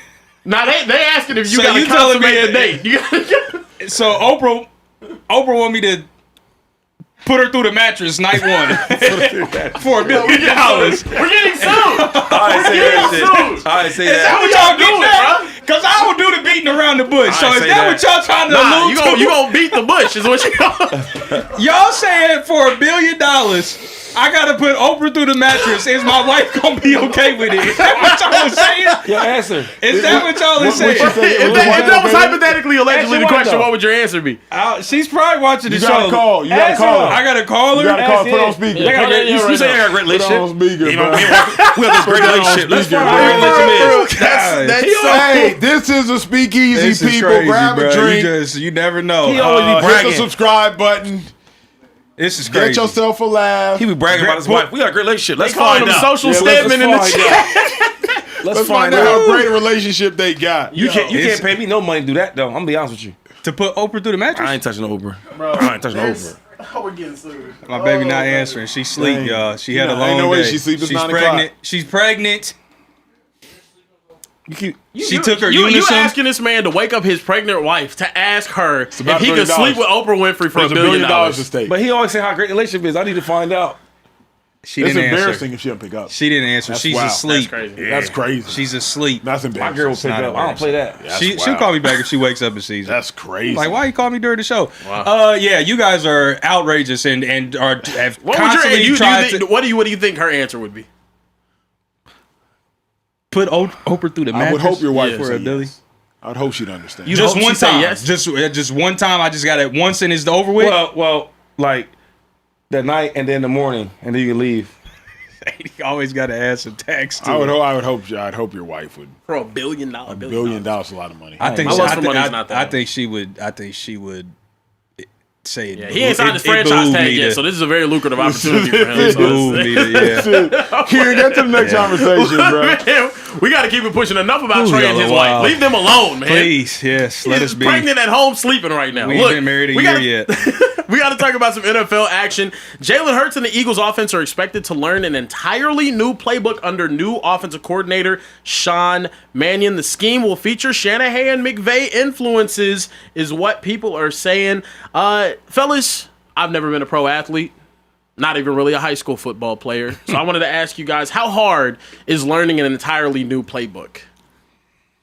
It's interesting. 2-5, I want your thoughts because from a defensive perspective, learning a new playbook is simply like learning a new language. But typically, so long as the defense is the same, right? So long as it's a 3-4 defense to a 3-4 defense, it's like Spanish to Italian. There's similarities in the languages as opposed to it being like Spanish to German when there's quite literally no similarities in the languages. I'll give y'all a simple example. If you were in a 3-4 defense, and you wanted to send the outside linebacker from the open side, you might call it Ohio Pack Trio. Ohio means the O in Ohio. Hey, open side, outside linebacker, you're going. Pack is cover 6, trios cover 3. So Ohio Pack Trio would be open side, outside linebacker, you go. 2x2 formation, hey, we're going to run cover 6. 3x1 formation, we're going to run cover 3. That's how you would call it in one defense. The exact same play call might be eagle wide, open me, 63. Open me means, hey, open me. Whoever's open, me, you go. And then 63 is, hey, cover 6 or cover 3. So the exact same play call, Ohio Pack Trio, is eagle wide, open me, 63. So long as you understand different languages, it's not that hard to change playbooks. You just have to remember, like, okay, wait, Ohio and open me, same thing. Pack Trio 63, same thing. Depending on how fast your processor is how fast you can pick up another language. If you don't have a super fast processor, you probably can't pick up languages or playbooks all that fast. But that's from a defensive perspective. So 2-5, from an offensive perspective, you had to go from Andy Reid from 2009 to 2013, and then you got Chip Kelly 13 and 14. What was the difference in maybe verbiage, in play calling, in offense? Well, learning a new offense ain't easy at all. And it can be pretty tough, right? Especially if you're a young player. But you learn the concepts. You learn the formations, right? You learn what he's trying to accomplish. You learn the verbiage. That'd be the hardest part. Is like, okay, because a lot of things might be the same. Like if I want to slide the offensive line, I might say lion to slide it left. Mm-hmm. I want to slide it right, I say ram. Or if I want to, mic a certain back or a different secondary defender. So the wording and the verbiage is definitely hard. But to be honest with you, man, if I'm a quarterback, right, and we're talking about the Eagles here, I'm sure. If I'm Jalen Hurts, it may be tough just because it's another coordinator. But the truth of the matter is, like, we're going to call plays that fits his skill set. You get what I'm saying? So right. I think sometimes when we bring up the offensive play caller or different schemes, like, it's going to fit him. We're not about to go to an offense where we're just going to do 5 wide all day or 4 wide all day. We're going to go to an offense that is going to use his legs, is going to use his arm, the things he wants to do.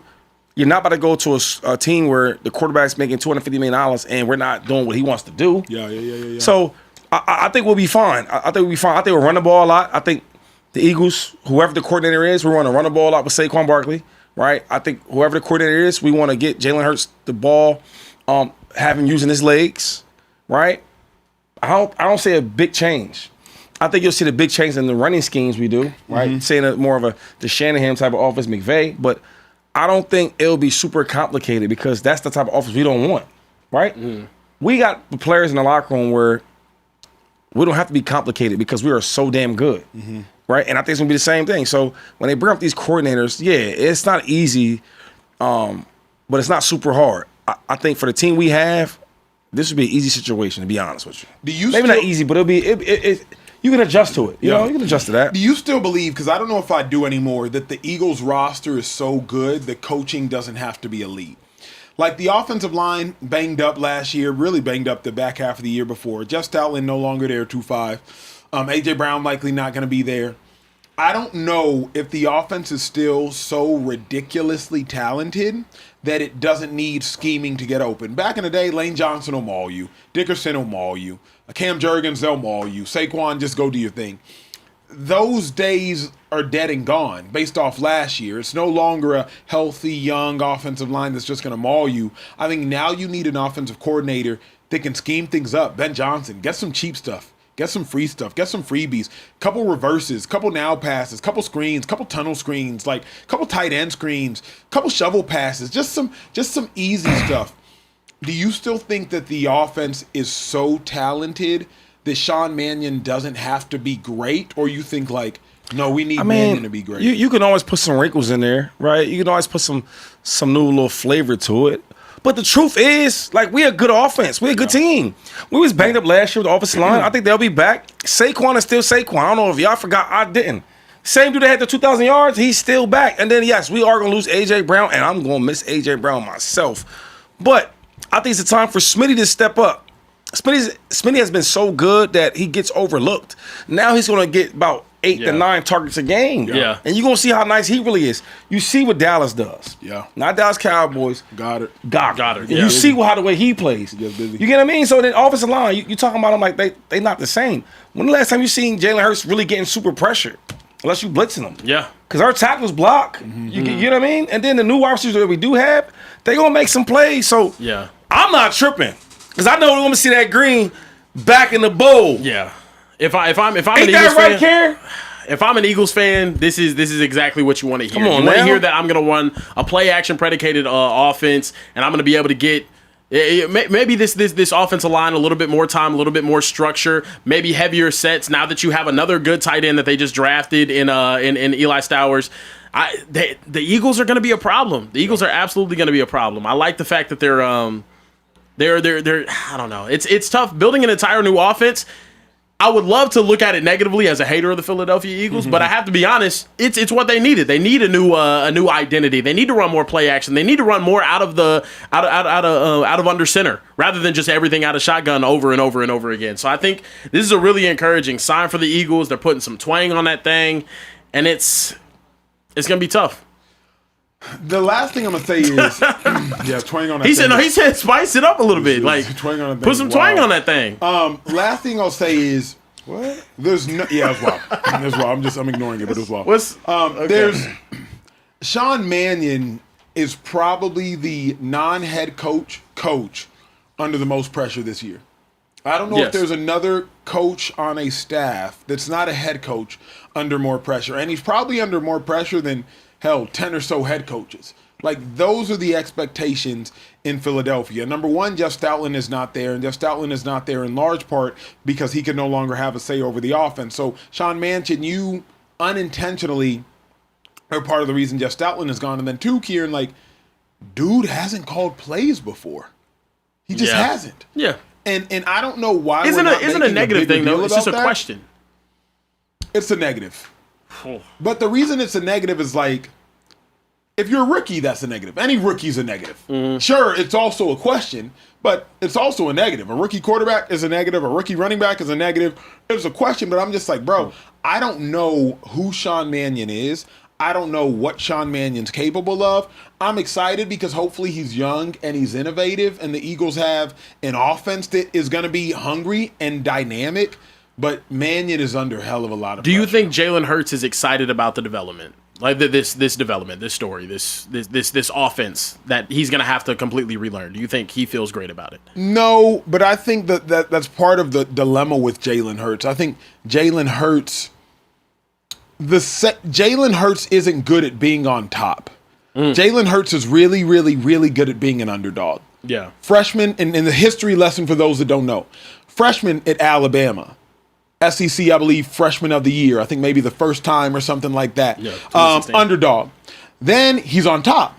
What happens when he's on top, Kieran? You know this as well as anybody, myself included. He gets benched For Tua, yeah. for Tua in the national championship game. But he comes back the next year as what? An underdog. SEC championship game is an underdog. He comes in for Tua, and he balls. Goes to Oklahoma, an underdog, because now they've kicked you out of Alabama, proverbially speaking. Underdog. Has a 12-2 season. Phenomenal. Gets overlooked in the draft. I think he's the 5th quarterback or so taken in the second round of that draft. Underdog. Gets on top. Beats out Carson Wentz. Has a MVP runner-up caliber season. On top. Yeah. Next season. Bad season. Underdog. Next season. Super Bowl. Super Bowl MVP. On top. Bad season. Jalen Hurts. He's an underdog again. He's an underdog again. So he doesn't do well, historically speaking, with success. Yeah, we'll see how he does. That might be why he speaks in all the motivational quotes that he does. It's nonstop Jim Wall posters that he speaks in. That's it. Moving forward, we got to talk about some more NFL action. Some news for the Cincinnati Bengals, and I'll let you guys take a listen. They were talking about it earlier this morning, Petrie. We're saying this in May, but just wait for August. This is going to be the trendy pick for a lot of people for Super Bowl out of the AFC. Not only did they spend the 4th most in the free agent market as any team, which is not Bengals football, this offseason, they bring back 11 starters on offense. 11 starters on offense for an offense that was high-flying when Burrow was in there. All the turnover within the division, Ravens, Browns, Steelers, all new head coaches. The Bengals seem to be the stable situation, and Burrow being on site there at minicamp, there's a lot of reason to be optimistic about the Bengals. What happened? Fellas, you guys agree with Schrags here that, it could be Joe Burrow's year? No. There's no reason to, number one, believe that Joe Burrow's going to stay healthy. Number two, if Joe Burrow does stay healthy, there's no reason to believe that defense is going to be able to sustain a healthy Joe Burrow. This is just pandering to a fan base because maybe you want some retweets. But if we're being honest, if we're being fair, if we're being analytical, what about the Cincinnati Bengals tells you that this might be a Super Bowl year for them? What about Joe Burrow's health over the last 36 months, really 24 months, tells you in convincing fashion he's going to play all 17 games? What about the Bengals defense tells you that they're going to be able to compete when defenses have Myles Garrett, defenses have everybody that Kyle Hamilton and the Ravens have, defenses have TJ Watt, and y'all got Dexter Lawrence. Congratulations. No, this is literally, I hate this. Schrager, I like him. I hate this because it's nothingness. It's a statement that is not based in anything besides, okay, they're returning all 11 starters. Cool, that's one side of the ball. What about the other side of the ball? So, the Bengals ain't finna make no Yeah, noise, I don't think the Bengals going to the Super Bowl, but returning 11 stars on offense does matter, Acho. It does. Right? And we've seen teams where the defense wasn't great, but the offense was great. And that was the difference maker of even getting to the Super Bowl. So, I'm not mad to take. I wouldn't put the, damn. I won't go that crazy even say the Bengals is going there. Let's start to the playoffs. Let's get to a conference game first. I wouldn't go too far with that. The Bengals are a good team, but Super Bowl? I wouldn't have said that. That's my problem because, who on the Bengals scares you defensively?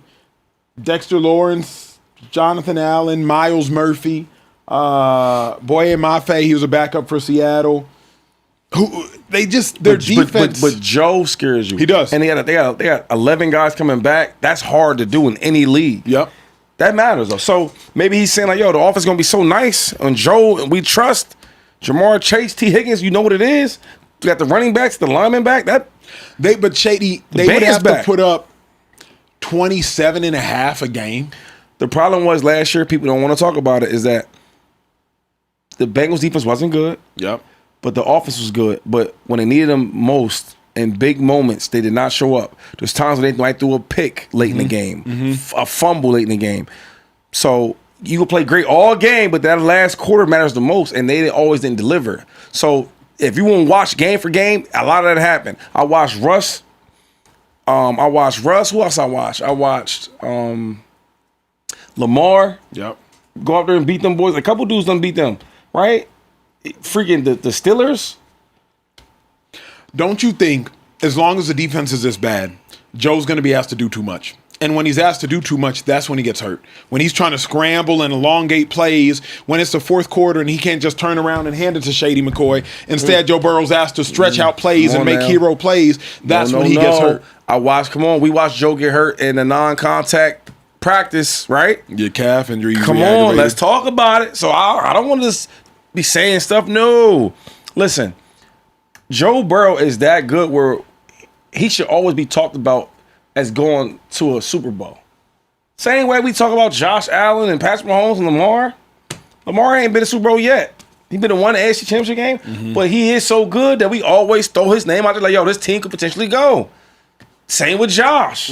I don't think Josh's teams be so lit and so good. After 3 straight years of not making the playoffs, at what point, Shady, do you say we got to adjust our information? Joe Burrow hasn't made the playoffs in 3 years. He hasn't been healthy 2 of those 3 years. I think that Joe Burrow is when he's healthy, he's a top 3 quarterback, top 3 quarterback. I said what I said. But Shady, he ain't even made the playoffs. 14 teams make the playoffs. It's 32 teams in the league. He hasn't been in the top 44 percentile in 3 straight years. Like, he's just not good. Yeah, so that should be your argument. Forget the defense. It should be if it's Joe Burrow is healthy, you think he go to Super Bowl. If he's... The defense is so bad, I can't. You know what I mean? Do you not think what they've added this offseason, though, getting the Dexter Lawrence, spending in free agency, like, you don't think that's going to help? Dexter matters. Dexter matters, Dexter's though. a really good... He was on a horrible defense last year, though, too. He's a really good run-stopping defensive tackle. But there's a difference between Dexter Lawrence. There's a difference between a space-clogging defensive tackle and a dynamic, like, pass-rushing defensive tackle.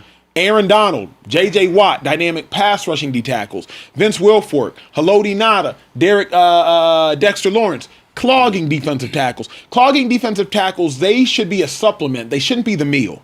Because a clogging defensive tackle, let me add you to a Mike Vrabel. Let me add you to a Teddy Bruschi. Let me add you to these individuals. A clogging defensive tackle, let me add you to a T. Sizzle. Let me add you to a Ray Lewis. Let me add you to a Ed Reed.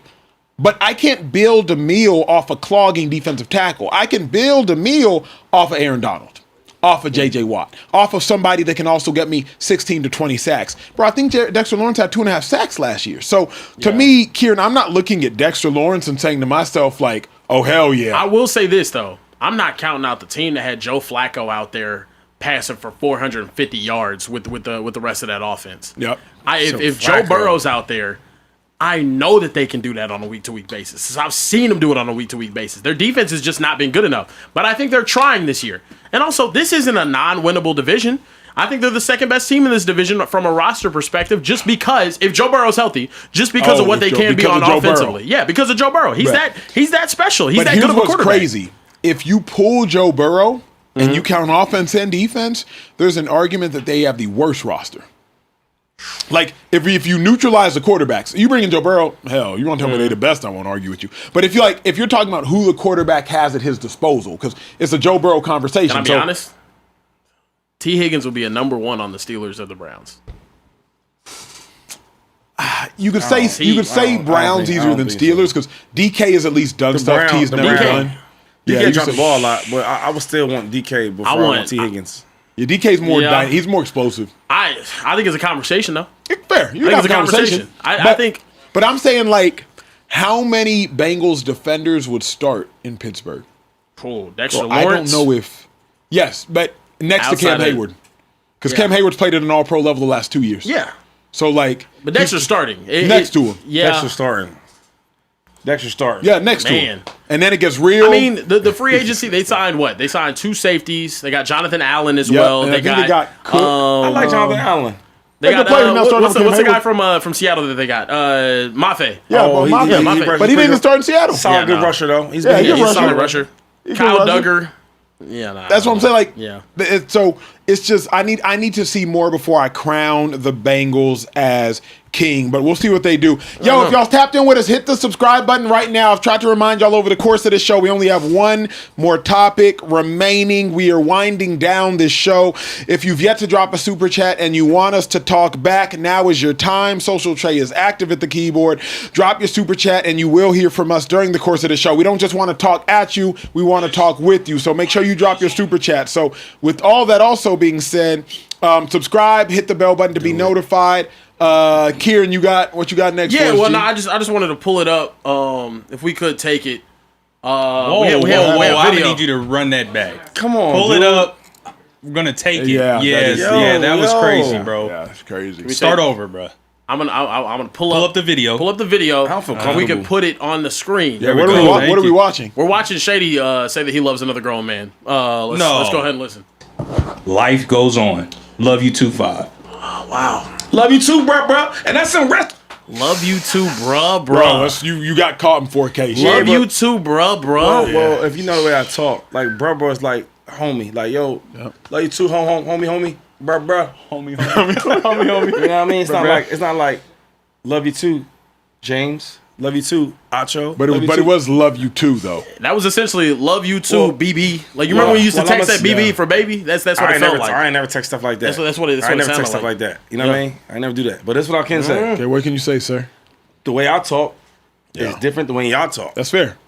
You know what I mean? So the way you might hear something, that's how you heard it. Yep. When I hear that right there, that means it's like, yo, man, love, bro. You know what I mean? But it's No, like, you let him get away with this. Don't look at me. You Tell me, yo. you enable Shady to you get will away never with see this me crap. tell another grown man I'm I sick love of you. it. I You don't ain't even, just saw Shady, it. we just saw it. yo. You said in the Diana Rossini and Mike Vrabel you needed video. Yo, Well, damn yo, it, yo. we got it for you. We got it in 4K. I bro. got a brother. Love you too, bro. I got a son. I got a dad, and they all in my life. Yep. All right. I got uncles. They in my life too. Yep. We know. Got best friends. I got work friends. I got all type of stuff going on. Yep. Right. I don't do that. That's just not what I do. You don't do what you just did? I'm gonna say it again. I'm on TV. Yep. I'm doing my thing. Yes, sir. Okay. Fan came out. I love my fans. So when I say bruh, it's like, yo, mad love, bruh, mad love, homie. That's not what you said though. You said I love you too. You said Bruh, love bruh. You said too. love you too. Yeah. So bruh, if a fan say, yo, I love you, Shady. Love you too, homie. Like, that's not the same thing, Ah, dude. but when So we say, bro, love you, Shady. You're like, I'm not gonna tell you guys I love you. Yeah, I know, But I know because of y'all. him. I know y'all. I know you guys. I know what. I know. So It you'll makes tell more us. sense for you to I tell know us your that. name. makes I more know everything sense. about y'all, but it's like it's more intimate. As a fan, I love my fans, homie. You might not even know all your fans. You think when Beyonce tell her fans she love them, she probably really mean that. She don't know everybody by their name. I know you guys. Yeah. I'm never All gonna right. tell another man like from God like I love. That's Well, since you explained the videos, we did have a fan send in another video that they want you to explain. Oh wow. Now, Go and take a look at this. I haven't seen. Is this Central Cast? This is the video. No, I haven't been. Yo, I don't. why are you shaking the thing in your face, bro? Bro, what is happening right now? that's my ADD kicking in. Yeah, that's exactly what That's that was. exactly what it That's is. You know what it it was? was the end of the show. Kieran was doing the outro. No, you know what? It was Karen giving his long ass tape. Outro. You know what I mean? He's giving his And outro. I told him they just talking about some bull crap, and I lost concentration, home. Yo, But wait, Trey, has your wife called you back yet? Oh no, oh, she has not. She texted me though. oh The woman is pregnant. Oh, shit. Oh, She said texted it. you. She That said might be there, worse. she said there's no way I was answering that call for y'all. She So wasn't. she was watching. She's watching. Yeah, she's So alive. she and intentionally awake. she and just well. ignored you. She ignored Hey, y'all. man. That call was on y'all behalf. Yo, I'm Did gonna she say give this you an right now. answer? She did give me an she answer. knew What was the going on. answer? The Hold on. answer was no. See, I cannot put Oprah through the mattress for $1 billion. hell- $1 billion? Yeah, he don't run his cast. He You just know what? I appreciate he that. just run around That's, his- that's, that's real. Yeah. Because you know what? Because That's somebody in the real. chat That's real. asked, somebody asked, would I let Elon put her through the mattress for $1 billion? And the answer is no. Yeah, it would be no for me too. Yeah. Money don't move me that much, bro. I've been without money my whole life, and I've Money's been the just one Why Why you evil? keep bringing up the franchise tag? because I finally got a chance to. It's like right there within my grasp, but your stingy ass just won't let it go. So if Oprah was right there within your grasp, I can't, Oprah. I'm just not willing to compromise my marriage for Yeah. that. Nah, and he shouldn't be able to compromise. Nah, he don't run. He Yeah, don't run. I'm He not- don't run his castle. He run the inside of it, but he Some don't run things, his castle. some things are more important to men than money at the end of the day. Yeah, that's Acho. facts. I'm just surprised she ain't pick up. It could have been a life or no. death situation. Well, you can try to be as messy as you want, but I'm listen. saying it but could have been a life or death situation. But me, as for me in my house, we locked in. We locked in, yeah. And we gonna praise the Lord. That's something his Hey, man. 35-year-old ass wouldn't know nothing about. Nothing Unmarried about mother. We wouldn't know nothing about. Yeah. You stay in your single lane, and what you decide to do with your spare time. Look, all I know is if I call somebody who loves me, they picking up. Call her right now, right. then. I can call my mom. Call your mom right now. No. I ain't talking about your mama. I said if I call somebody who loves me. Yeah, I'm talking about call her. I'm not married, I'm but talking about call her. My girl, everybody gonna You pick know up who my her phone. is. I don't have people that love me outside. You know who her is. Call Hey, her. I got someone that'll pick up. That's crazy. Do you? Call her. I'm not gonna call her right now. No. Scared. He's scared. He's scared. My mom definitely watching. She in the number. chat every day. Your mom? Yeah, she in the chat every day. We bro. know. She heard you say you eat ass. That was crazy. Unfortunately. Yeah, it was crazy. I'm a grown ass man. I can't. Did I she can't. ask you about it? I can't. No, she didn't ask me about it. She asked me about it. It's crazy. No, So when no, you were, she didn't flame me though. She was just Son, like, when'd you start, son? Like, no, she that'd told be Karen, crazy. she said- that'd be awful. I wouldn't. I'm not trying to answer those questions. close the cheeks. Close the cheeks. yo, so wait, did your wife? Did she look at the call while you call, and then Yeah, she screamed. she it. ignored it, or she just didn't answer it? She ignored it. She Yeah. Damn, ignored it, bro. that's It's tough. Yeah, she ignored it. crazy. That's She tough. wasn't dealing with y'all foolishness, and I don't blame her. Oh, no, she not dealing with you. I wasn't gonna talk. But you let our foolishness become the foolishness that you hit her up about, though. So Yeah. it's kind of on you. Very much Like on as a you. grown man and the head of your household, like you shouldn't have Do you let run our your house? foolishness influence you to dial your pregnant wife do while you run she's your chilling and house? relaxing at home. Per my boss's request. No, I said, do you run your Per my house? Do you run boss's your house? request. Boss. Per my boss's request. You talking about your wife? Who has not offered me a re-up on my contract. Damn, he had offered it. Hasn't offered The it. franchise tag hasn't been sent. The tender has breaking news in the Speakeasy. Oh my days! Breaking Oh, news he in the just- Speakeasy. I told you, should Since ask we for that being new messy, desk. let's just be all the way You messy. should ask for that new desk. That's his problem. I That's the told problem, him. bro. Shady I'm not gonna got a lie, new contract. The desk for you got a Kieran new desk got a though. new contract. Well, hold on. Actually, I'm on your side, Acho. He asked for a new desk, and then right afterwards asked for a new chair. Exactly. Like, come on, and then bro. want a new deal. Yeah, and now you want a new deal. Spoiled, bro. Ridiculously spoiled. Call It's me crazy. Franklin Roosevelt. I want But the new deal. but yo, do you run your You run your house. Yeah, I run my house with my wife. Okay, all right. We run it together. Oh. Yeah. Now look, we do have some super chats we need to get to. Do your damn job. That's why the tender haven't been Actually, you signed. know what? I'm going on strike. Oh wow. You read the super chats. Okay, you want me to? I'll read them. No, because if Acho don't re up my contract, I'm fucked. That's another thing on the contract that I'm screwed. read the super Listen, chats the every day in here.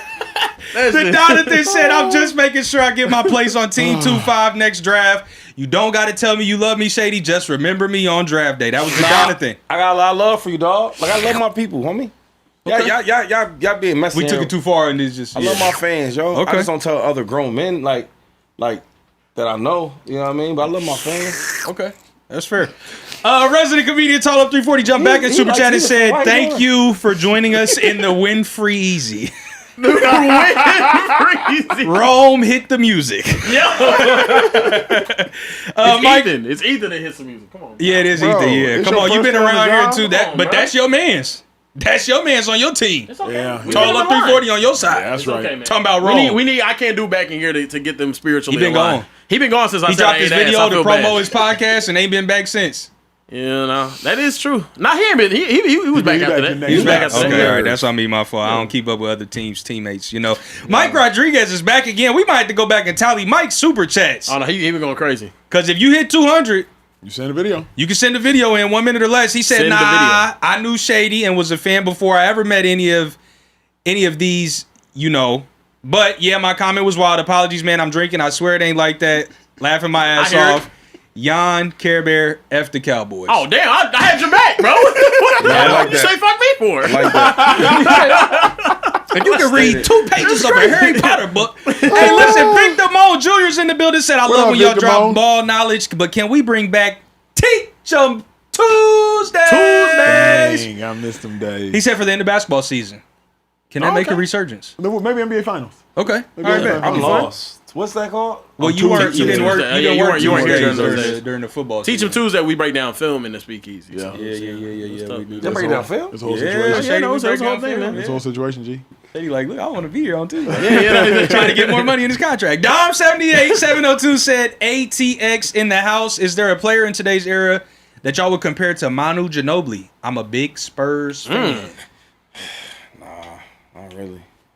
He was nice. Manu, you talking about game style or just production? Because production, I can give you some guys. Nah, he's talking about Austin game Reeves. style. Game style, but Austin he's Reeves not coming can't- off the bench. He's though. not. Austin Reeves Yeah. can't touch him at all. Caruso would probably be up there in terms of Caruso, way better comparison. defender. What are we talking about? Caruso? Yeah, but in terms of getting that Ginobili? electricity off the bench, Oh, is that what Manu's you're going crazy. with comp? What are we Off the talking- bench electricity? yeah, off the bench electric. I mean, what? That's a terrible comp, dude. I thought you were going to play style. He's going off the bench electricity. He's not going to play The style. dude's probably talking about the style, but they Yeah, I play. think it's Oh, okay. If Euro you're going play play style. style, then Yeah, a 6 what? man off the bench with that type of play But style. not even six. Just go play style. Oh, it's just But crazy. but 6. That's what Manu's known for is his 6 man. You got to go with a 6 man. Yeah, Nah, nah, he's a there's- 6-man guy. Yeah. Then I don't think there's anybody. But Play he's like an style, all-star. yeah. Yeah, he Ginobili was. He was. nice. He was. Peyton He Pritchard. was a starter at times, and then he got. You said what? Peyton Pritchard? He ain't nowhere Oh, near it him. is? He ain't nowhere near him. No. I mean, Peyton cold, though, but he's He not. ain't Ginobili. Listen, yeah, Tall Up 340. Jump back in the super chats and said social trade coming back for season 3. They're gonna replace him with a lookalike for season 2. Oh, say it ain't so, Tall Up. Acho finna clone me. Now that'd be something. He spend money to clone me, Hey. but not pay me. Actually, Acho, you got a chance to do something great. What is that? Remember in Fresh Prince when they had Aunt Viv, they had And the dark skin, light- they replaced her with light skin. Yeah. We could reverse that. We could replace the light skin with a With dark a dark skin. skin. trade. I like that. Come on, I like that. I like that idea, Oh, too. no, I don't like that because I got love for Cuz. See, he was almost there. he was almost there. He was almost there. He almost He was almost said there. it. He almost said it. almost said it. One day Shady gonna tell us he love us at one point. Yeah, One day, it's one gonna day. happen. One day it's gonna Karen, happen. let's get to the last topic, sir. Look, man, we got to talk about some news in the sports media world. Nick Wright went on a tangent talking about Stephen A. Smith's beef with athletes, making the sports media world look bad. He said, and I quote, "There's a lot of Stephen A. that I think is admirable and young people can learn from," Wright said. "But these last few years where he has convinced himself, it appears that I don't even know how to say that word, commensurate?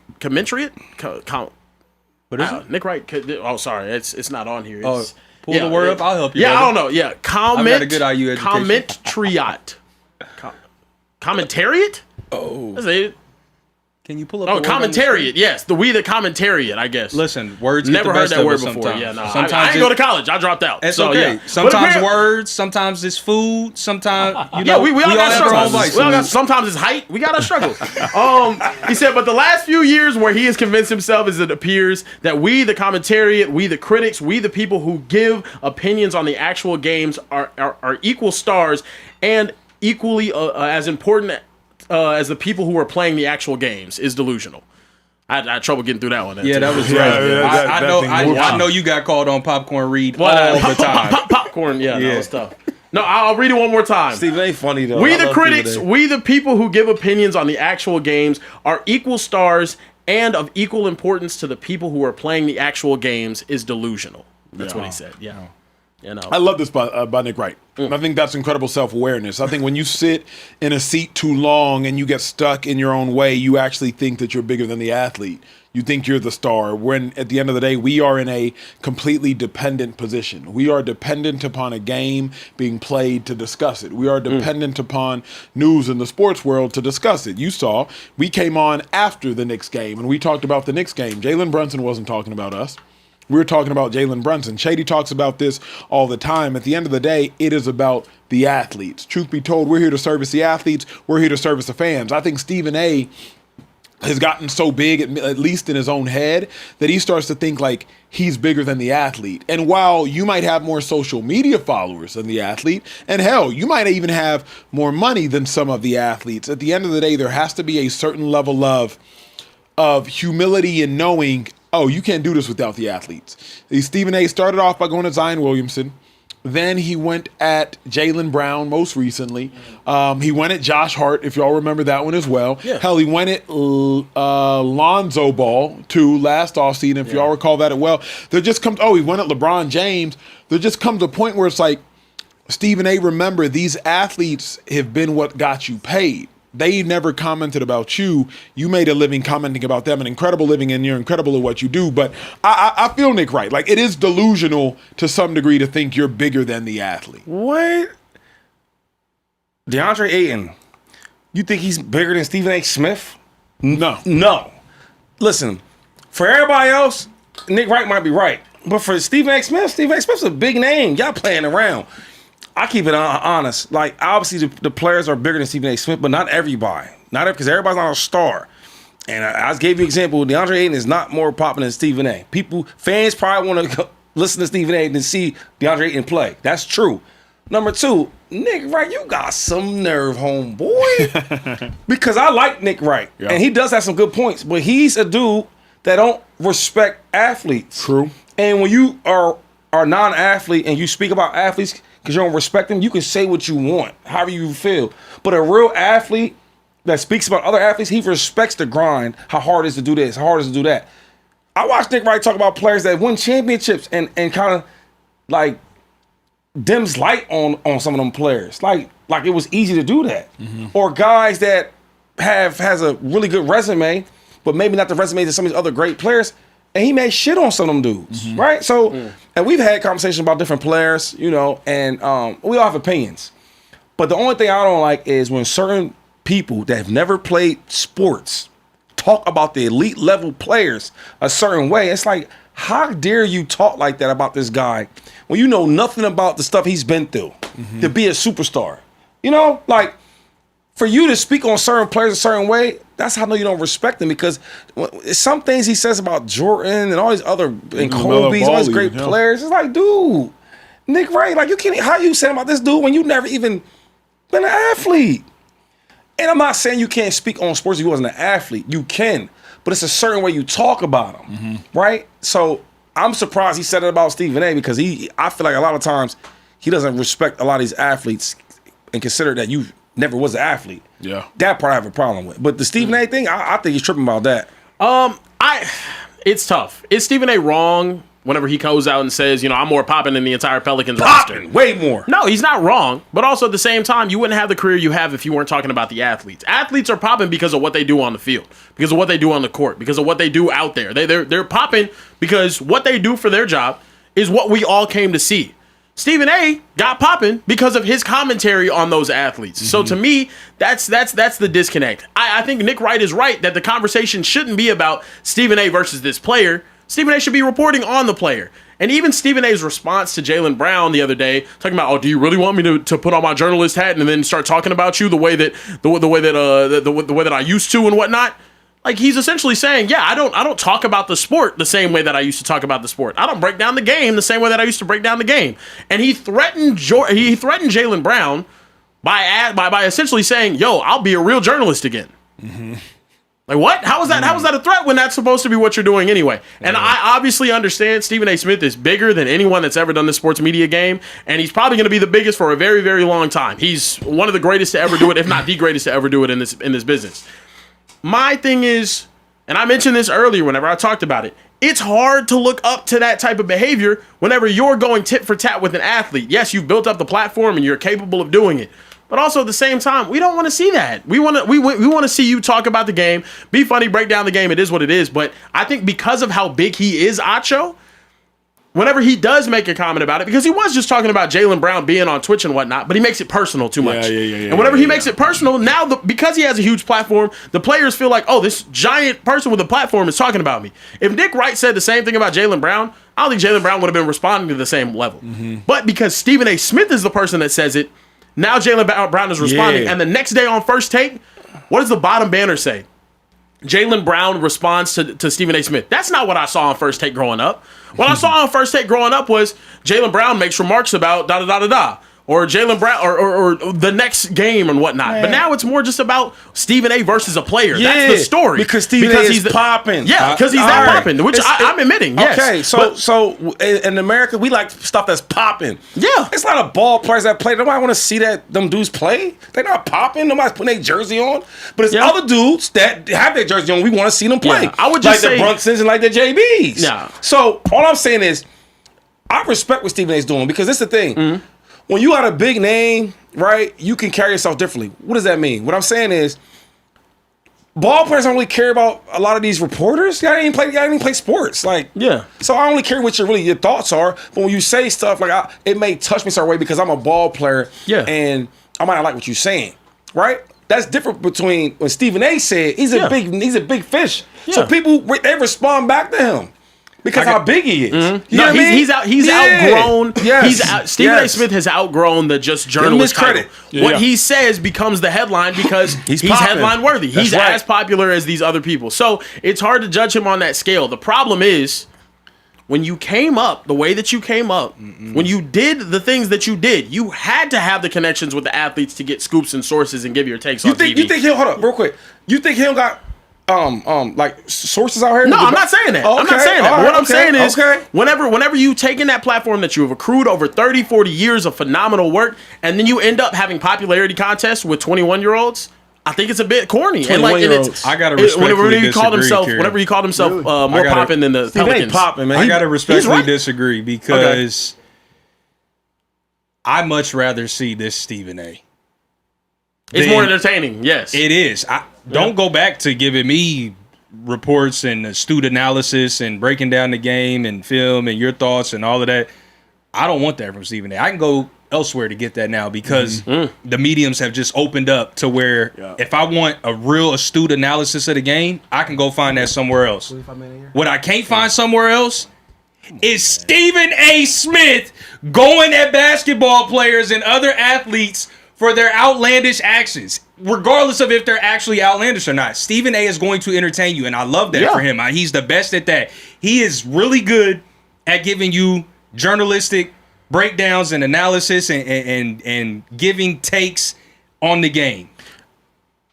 But he is much better at being an entertainer. So I'm going to tune in more for Stephen A.'s entertainment factor. I'm not hating on that. Than his analysis. I'm not hating on that, but I don't think that's what Nick Wright's arguing. Nick Wright is saying, as a sports media conglomerate, we shouldn't be the headline. But what I think everybody's failing to realize, and to your point, Shady, Stephen A. Smith has outgrown just being a sports media personality. Yeah. Stephen A. Smith is he's above that now. So I can't think of him in the same way that I think of a Nick Wright. But Nick Wright's gonna get there and he's gonna talk about the game and all this other stuff. Stephen A. Smith doesn't go viral for his takes on the game anymore. Yeah, he doesn't. He doesn't. He never goes viral about his takes on the game. Forget going viral and all that other stuff. Stephen A. ain't Nick Wright. And Stephen A. ain't no of his other dudes reporting nothing. He's not them. He's way bigger than them. And I think if you look at a ball player that's a max contract, that's what Stephen A. is on TV. What's the difference? Because you shoot a jumper and I talk about it. Stephen A. is just as big as them dudes. Stephen A. is JB in his world. So why can I talk like I want to talk? But this was Nick's point. Nick's point was like Jaylen Brown is what? The 10th best player in the league? Like that's what Nick said. He's like maybe 10, 11, 12. Cool. He's like, he's making $300 million. He's like, Stephen A. is objectively the best in the league. That's what Nick said, right? He gave him his credit. Like, he's objectively the best in the world at what he does. And Stephen A. is making $100 million. So Stephen A. was like, just based on the money, which Stephen A. you continue to brag about, Nick Wright's words, not mine. He's like, Jaylen Brown is the 10th best at what he does and is making 3 times what you do, and you're the best at what you do. So it's like Stephen A. just put in perspective that like these athletes are bigger than us. And it's delusional to think that. I can't give you that because Stephen A. holds a much bigger market share with his $100 million than JB does of the $300 million that he holds. What you mean? You have There's to 10 other people that make $300 million on a contract. That makes sense. There's nobody else in the entertainment, media, sports reporting game that makes $100 million. Non-athlete that's on TV now. Yeah, there's just not. Correct. Non-athlete. Because Barkley, Brady, all of them, but those are former athletes. That's right. But a non-athlete, non-former professional athlete is not making so Stephen A. has a much bigger share of that pod than Jaylen Brown. And my thing is like, yo, this one I don't get. Like, I watched Nick Wright try to clown certain players. He called my man a clown. Yeah, LaMelo Ball. You know what I'm saying? LaMelo Ball a clown. Yeah. And my thing is like certain players, you try to, and told Joel Embiid don't have your son at the podium. Like we can't forget. It's like Nick Wright comes at players too. Like certain players, like I wouldn't dress if I was still playing. I wouldn't dress Nick Wright because we not even in the same lane. That really, you know what I mean? You never even played ball. I'm not even about to talk to you about it. But dudes like Stephen A. that didn't play ball. Well, I guess he kind of played ball, but his name is so big. I'm gonna respond to you. You earn that right. Yeah. Stephen A. And say how y'all want. The top tier athletes in the world, they up here. Yo, Stephen A's right there with him. Just that they in different lanes. My thing is though, think about it. Without them playing that game though, what is Stephen A. Smith talking about? Yeah, that's where I'm at. That's like, it goes hand in hand, bro. My thing is though. My thing is, hold on. This is my thing. Is Stephen A. Smith a $100 million TV talent without sports? No. Well, I can't say that. I can't say that. Sure. As sports one here, I think he's. I haven't seen. There's not $100 million TV talents outside of that. I've never seen nobody as good as him on politics, TV maybe. Since what's the dude that died? Stuart Scott. Stuart Scott. Yeah, Stuart Scott. He was all that. So when you say sports, he's so good, bro. He can do something else. Yeah, I'm not saying that he can't. He can Let me finish the point, though. He can do a lot of things. I like that. Is Jaylen Brown a $300 million basketball player with or without Stephen A. Smith existing? Yes. Yes.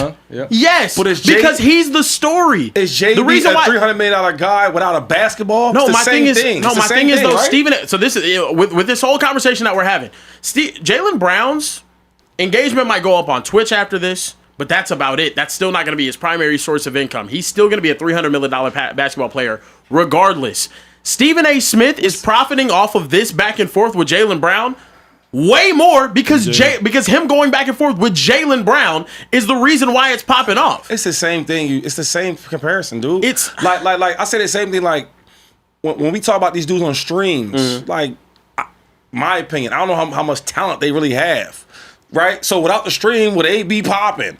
Ball players, football players, basketball players. If they didn't have a football or basketball, would they be making $80 million or $300 million? It's the same thing. But my thing is, though, streamers are dependent on themselves to make the stuff happen. Oh. They're dependent on maybe a game, maybe a game being developed. A basketball player is dependent on the league, sure, but you're talking as if you're as important or more important than.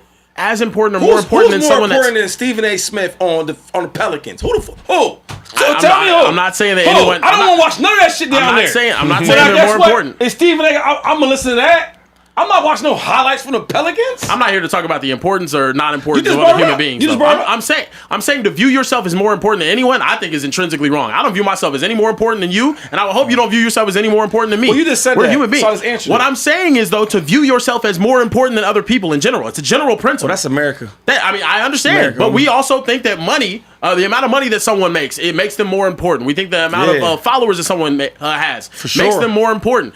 That's true. I don't subscribe to that notion. You can, but my thing is, you are now talking about a guy that built his career off of the backs of. Was he more important than Kobe Bryant whenever he was reporting on him? Allen Iverson is what we. Hell no, he wasn't more important than Allen Iverson. He wasn't more important than any of those guys. But now he's gotten to the level where yes, he is very important in the sports media world.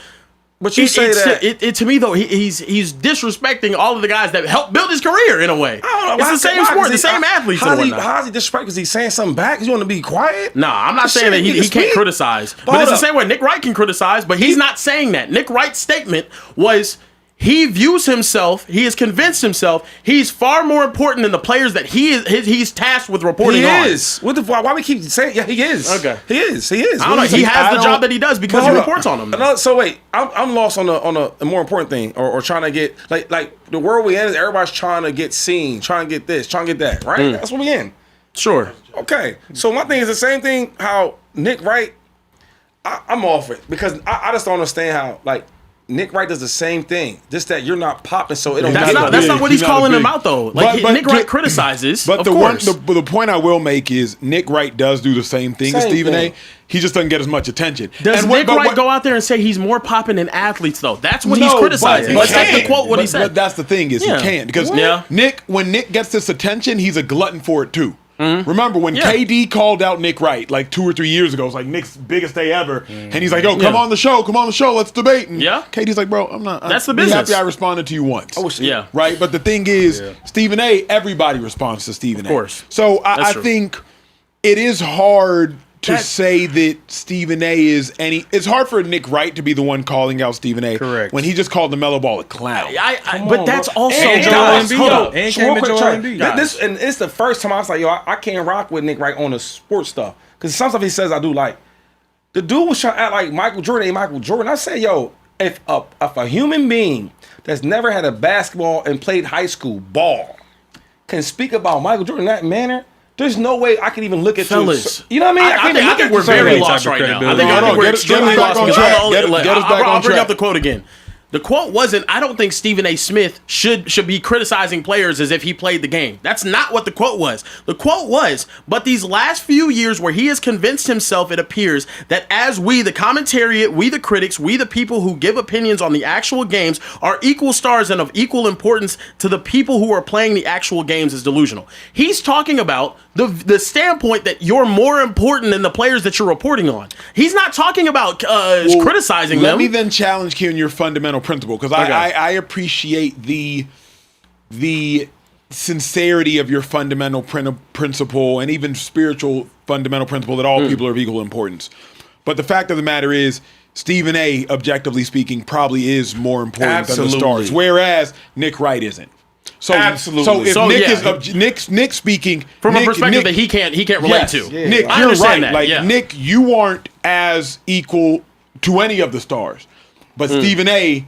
there actually is a large contingency of stars that Stephen A has more facial recognition, Come on, bro. more follower recognition, more media recognition, Of course. more Q rating. My thing is, why does he have that though? Because he reports on sports. Correct. Because he reports on athletes. Well, why did he get that? Yes, that's where I agree with you. No, I mean, he's there now. Like, He's there don't now. bite the hand that feeds you. Yeah, and Stephen A is to some degree biting the hand that feeds him. And I get that. I agree with that though. How can you say that? Because my thing is like, yo, like everybody needs someone else. Like when I have everything I have in life and all the stuff and the people I know and all my friends, if I didn't play football, meaning I give it to you like this. That's crazy. You would never slander Andy Reid. Because Andy gave you a chance. Now you would still be shady maybe without Andy. I don't want to slight you. What about the football part though? Because like y'all keep saying like, oh, Stephen A won't be this without these players and all that, but that's basketball, right? He talking about basketball players. Without the basketball though, will players be where they are? Like nah. okay, more so it's the same thing. But in the same breath, then it's like athlete. Don't go degrading the game of basketball. If it made you like whatever don't undermine. What about your fan? How about I got one for you? When people start trying to disrespect the fans and all that, yeah, right? Same premise. Same thing. Same premise. No players, nothing without their fans. Correct. How you get their contract? So then it goes back to I guess whoever helped make you. Okay. Don't shoot at who helped make you. Cool. In general, you know what I mean? Like, also the most success Stephen A is going to experience now is when he does have tit for tat battles with professional athletes. That made his career. If he's just reporting on them the way that he had previously, where he's not taking personally, it doesn't matter. But sometimes you outgrow the program, and that's He okay. absolutely. Stephen A has That's outgrown the too. program. I think like the first example for me is like Kanye as a producer. He was like, I'm a producer, and he's like, I want to be a rapper, and they're like, no, you're actually better as a producer. Stay in the producers. Kanye said, nope, you know what? I'm going to go achieve what I want, which is to be one of the biggest and best rappers of all time. And he did that. He outgrew the program. That he outgrew the box that people have historically. I think that's the most fair point, you guys. Stephen A. Smith is not the same. He's not the same thing as anybody in the sports media world. He's making $20 million. He's not. He's like making $20 million, dude. Yeah. He a ball player. You know what I'm saying? Yeah. Another thing is, we only talking about a certain amount of players. There's a lot of players that he likes, that he talks good about. Yeah. And if he could, and if he critiques him a certain way, they're not tripping. Michael Jordan, what's my man's name from the Lakers? Magic Johnson, right? Yeah. Shaquille O'Neal, Charles Barkley. There's dudes he talks about. Yeah. And then even before LeBron James had this beef, they weren't beefing before, was they? not publicly. They said it was underlined for a while, but not publicly. All right, but my thing is like, yo, so if I can't say nothing about you, like, there's nobody in the media that's going to check LeBron, but Stephen A. Who can? Nick Wright? You might walk right past him. You ain't even. Steve ain't the only way to keep everybody accountable. If I say something about like Kyrie Irving a certain way, am I wrong? I'm talking about the game. Yeah. But nobody else can talk like that because they don't have the name. So what I'm saying is, I don't want to see no players from the Pelicans. I want to see Stephen A. Smith. Let's get some super chats. Hey, y'all still tapped in with this last super chat. So if y'all want us to talk back to you, literally you'll have 2 minutes to drop a super chat and we will respond also. If you've yet to hit the subscribe button, the one favor y'all can do for us for this show, we've given y'all the 2 hours of content. Hit the subscribe button. After that, hit the bell button. Be notified whenever we go live and also be notified when we drop VODs, different conversations we drop on demand and on command. So hit the subscribe button, please. Hit the bell button. After that, we're winding down. We got about 3 minutes left of show. Trey, get some super chats. Get us out. I am going to read some super chats, and let me give you all a quick lesson before I do. When you're working for an employer or a company or wherever you are, it's imperative. Here he goes. It's imperative that you make your value to said company or said employer known. Okay? So by me reading these super chats, Acho, I want you to know that you made a good hire. Oh, Can we go ahead and pull up the graphic, please? This guy. Because if we had to rely on this guy here, reading Rainbow Bear, stumbling and stammering over all them damn words, Hooked on phonics looking at. hooked on phonics, commentary, got the note card flipped over backwards. No wonder you can't read it. If you had to rely on him to read super chats, you'd never get it. Turned a 2 hour show into 3. The thing is, I didn't see the A after the T. I thought it was commentariat. I didn't. Yeah, it was confusing me. That's okay. Huge fan of Secretariat though. Great horse. Still got all the records at Churchill Downs, Belmont Stakes, and Preakness. So, but you stopped. indeed. But you know what's crazy? Kieran stopped his education first in this room. I did. Yeah. No, all of y'all got degrees. Yeah. Oh, I don't know. Shady got one, but yeah, well, Shady went to college. He went to school. He went to college. Yeah, Yeah, I dropped out, man. Yeah. I dropped out. I graduated from TikTok University and got a minor at DCU, the Crib. Well, I went to college. The Crib University. And I left early because I got a better job. Same. I did the same thing. Yeah. I dropped out, bro. That's fair. That Listen, was funny, so get to these super chats. Childless Cat Lady says, Shady, you don't ever need to defend yourself. Team 2-5. Trey needs a better contract. Shout out to the boys in the back. Shout out to the gang in the back. Shout out to the gang in the back. Listen, moving on. Quincy09 said, made the 11%. Eagles fan. But Shady, I need that apology for going against my guy, Mosley Jr. Crazy like you did. And watch out for my guy, Tristan. I can't read this name. Carl Cruth. This Friday. Tristan Caruth. Yeah, he's from Duncanville. Yo, yeah, my cruiserweight fault. boxer. My fault about that. Yo, Mosley Jr. did his thing.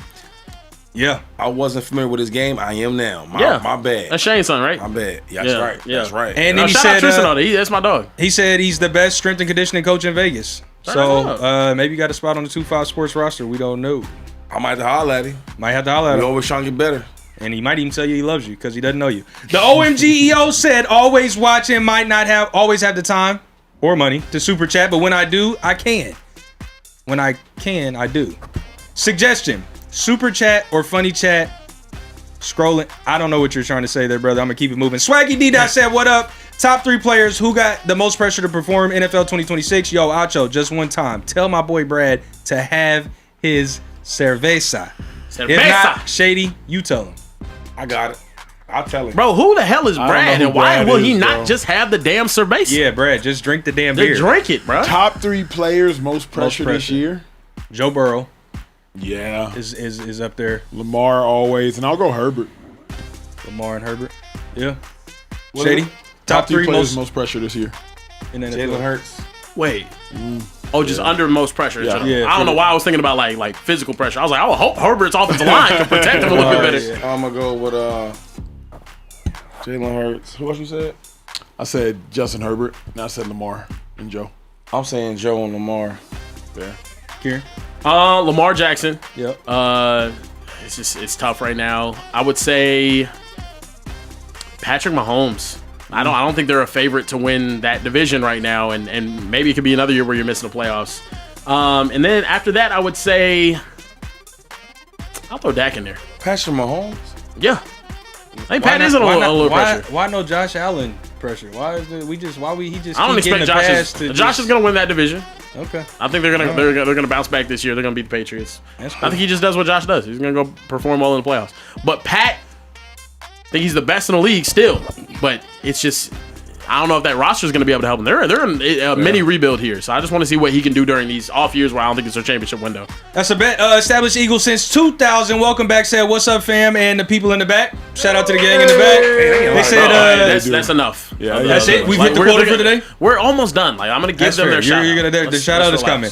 He said, Shady, can you trust? Or he said, Shady, you can trust me. I'm in the loo. Definitely trying to get to the Bears game. I got the Grand Coramino on deck. He in the loo. Oh, it's an American super chat. I was about to say St. Louis. Yeah. Come on now. I trust So you. he's talking about he on the toilet sending the super chat. I was like, bro, come Not on. that Lou. Central If you Cat said, cheat, you my peeps. Let's get it. You're. okay, another Shadyism added to the book. Trey just said he would have a chair in the room for his wife while she counts the bands in her hands. Trey just said money is money, even if you got to put someone through a match. I didn't say that.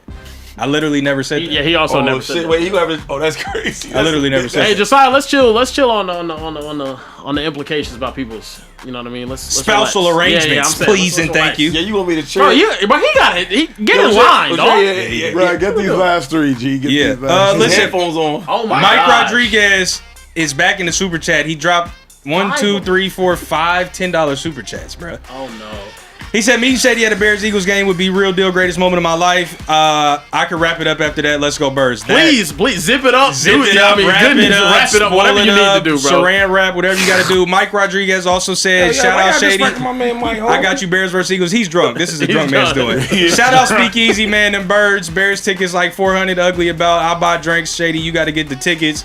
I look ridiculous on video. Appreciate the recognition. Yeah, there's typos and everything coming up now. Oh Drink a lot. man, Mike drunk as hell. Hey, Mike party right now. I drink Okay, a lot, Mike. but I love the easy. I'll be in the Speakeasy Combine next year. Be ready, Oh, brothers. we need the And then Speakeasy combine. That's crazy. That's gonna be tough. Be prepared for. I'm gonna be That's some prepared. physical. Okay. Yeah. I'm at the Bears-Eagles game Monday night. Just when Shady posted up with the brothers. Last two, Kenny Powers said Nick Wright is the same guy that calls JG a civilian quarterback, which is disrespectful. JG since 2022 leads the NFL in passing yards and touchdowns. That's all. Lions' issues have been their defense. And then last one is lifetime success. Said shout out to my boy Social Trade, represent Indiana to its fullest. Just wanted to say you guys are great to watch. Keep up the good work. They took me off the damn screen because I disrespected them in the back. Keep crying about it. Just cry about it more. Good. Yeah, keep him off camera. Actually, do his whole outro without him on the camera. That'd be great. Don't do that. Okay, don't do that. Phyllis got hurt.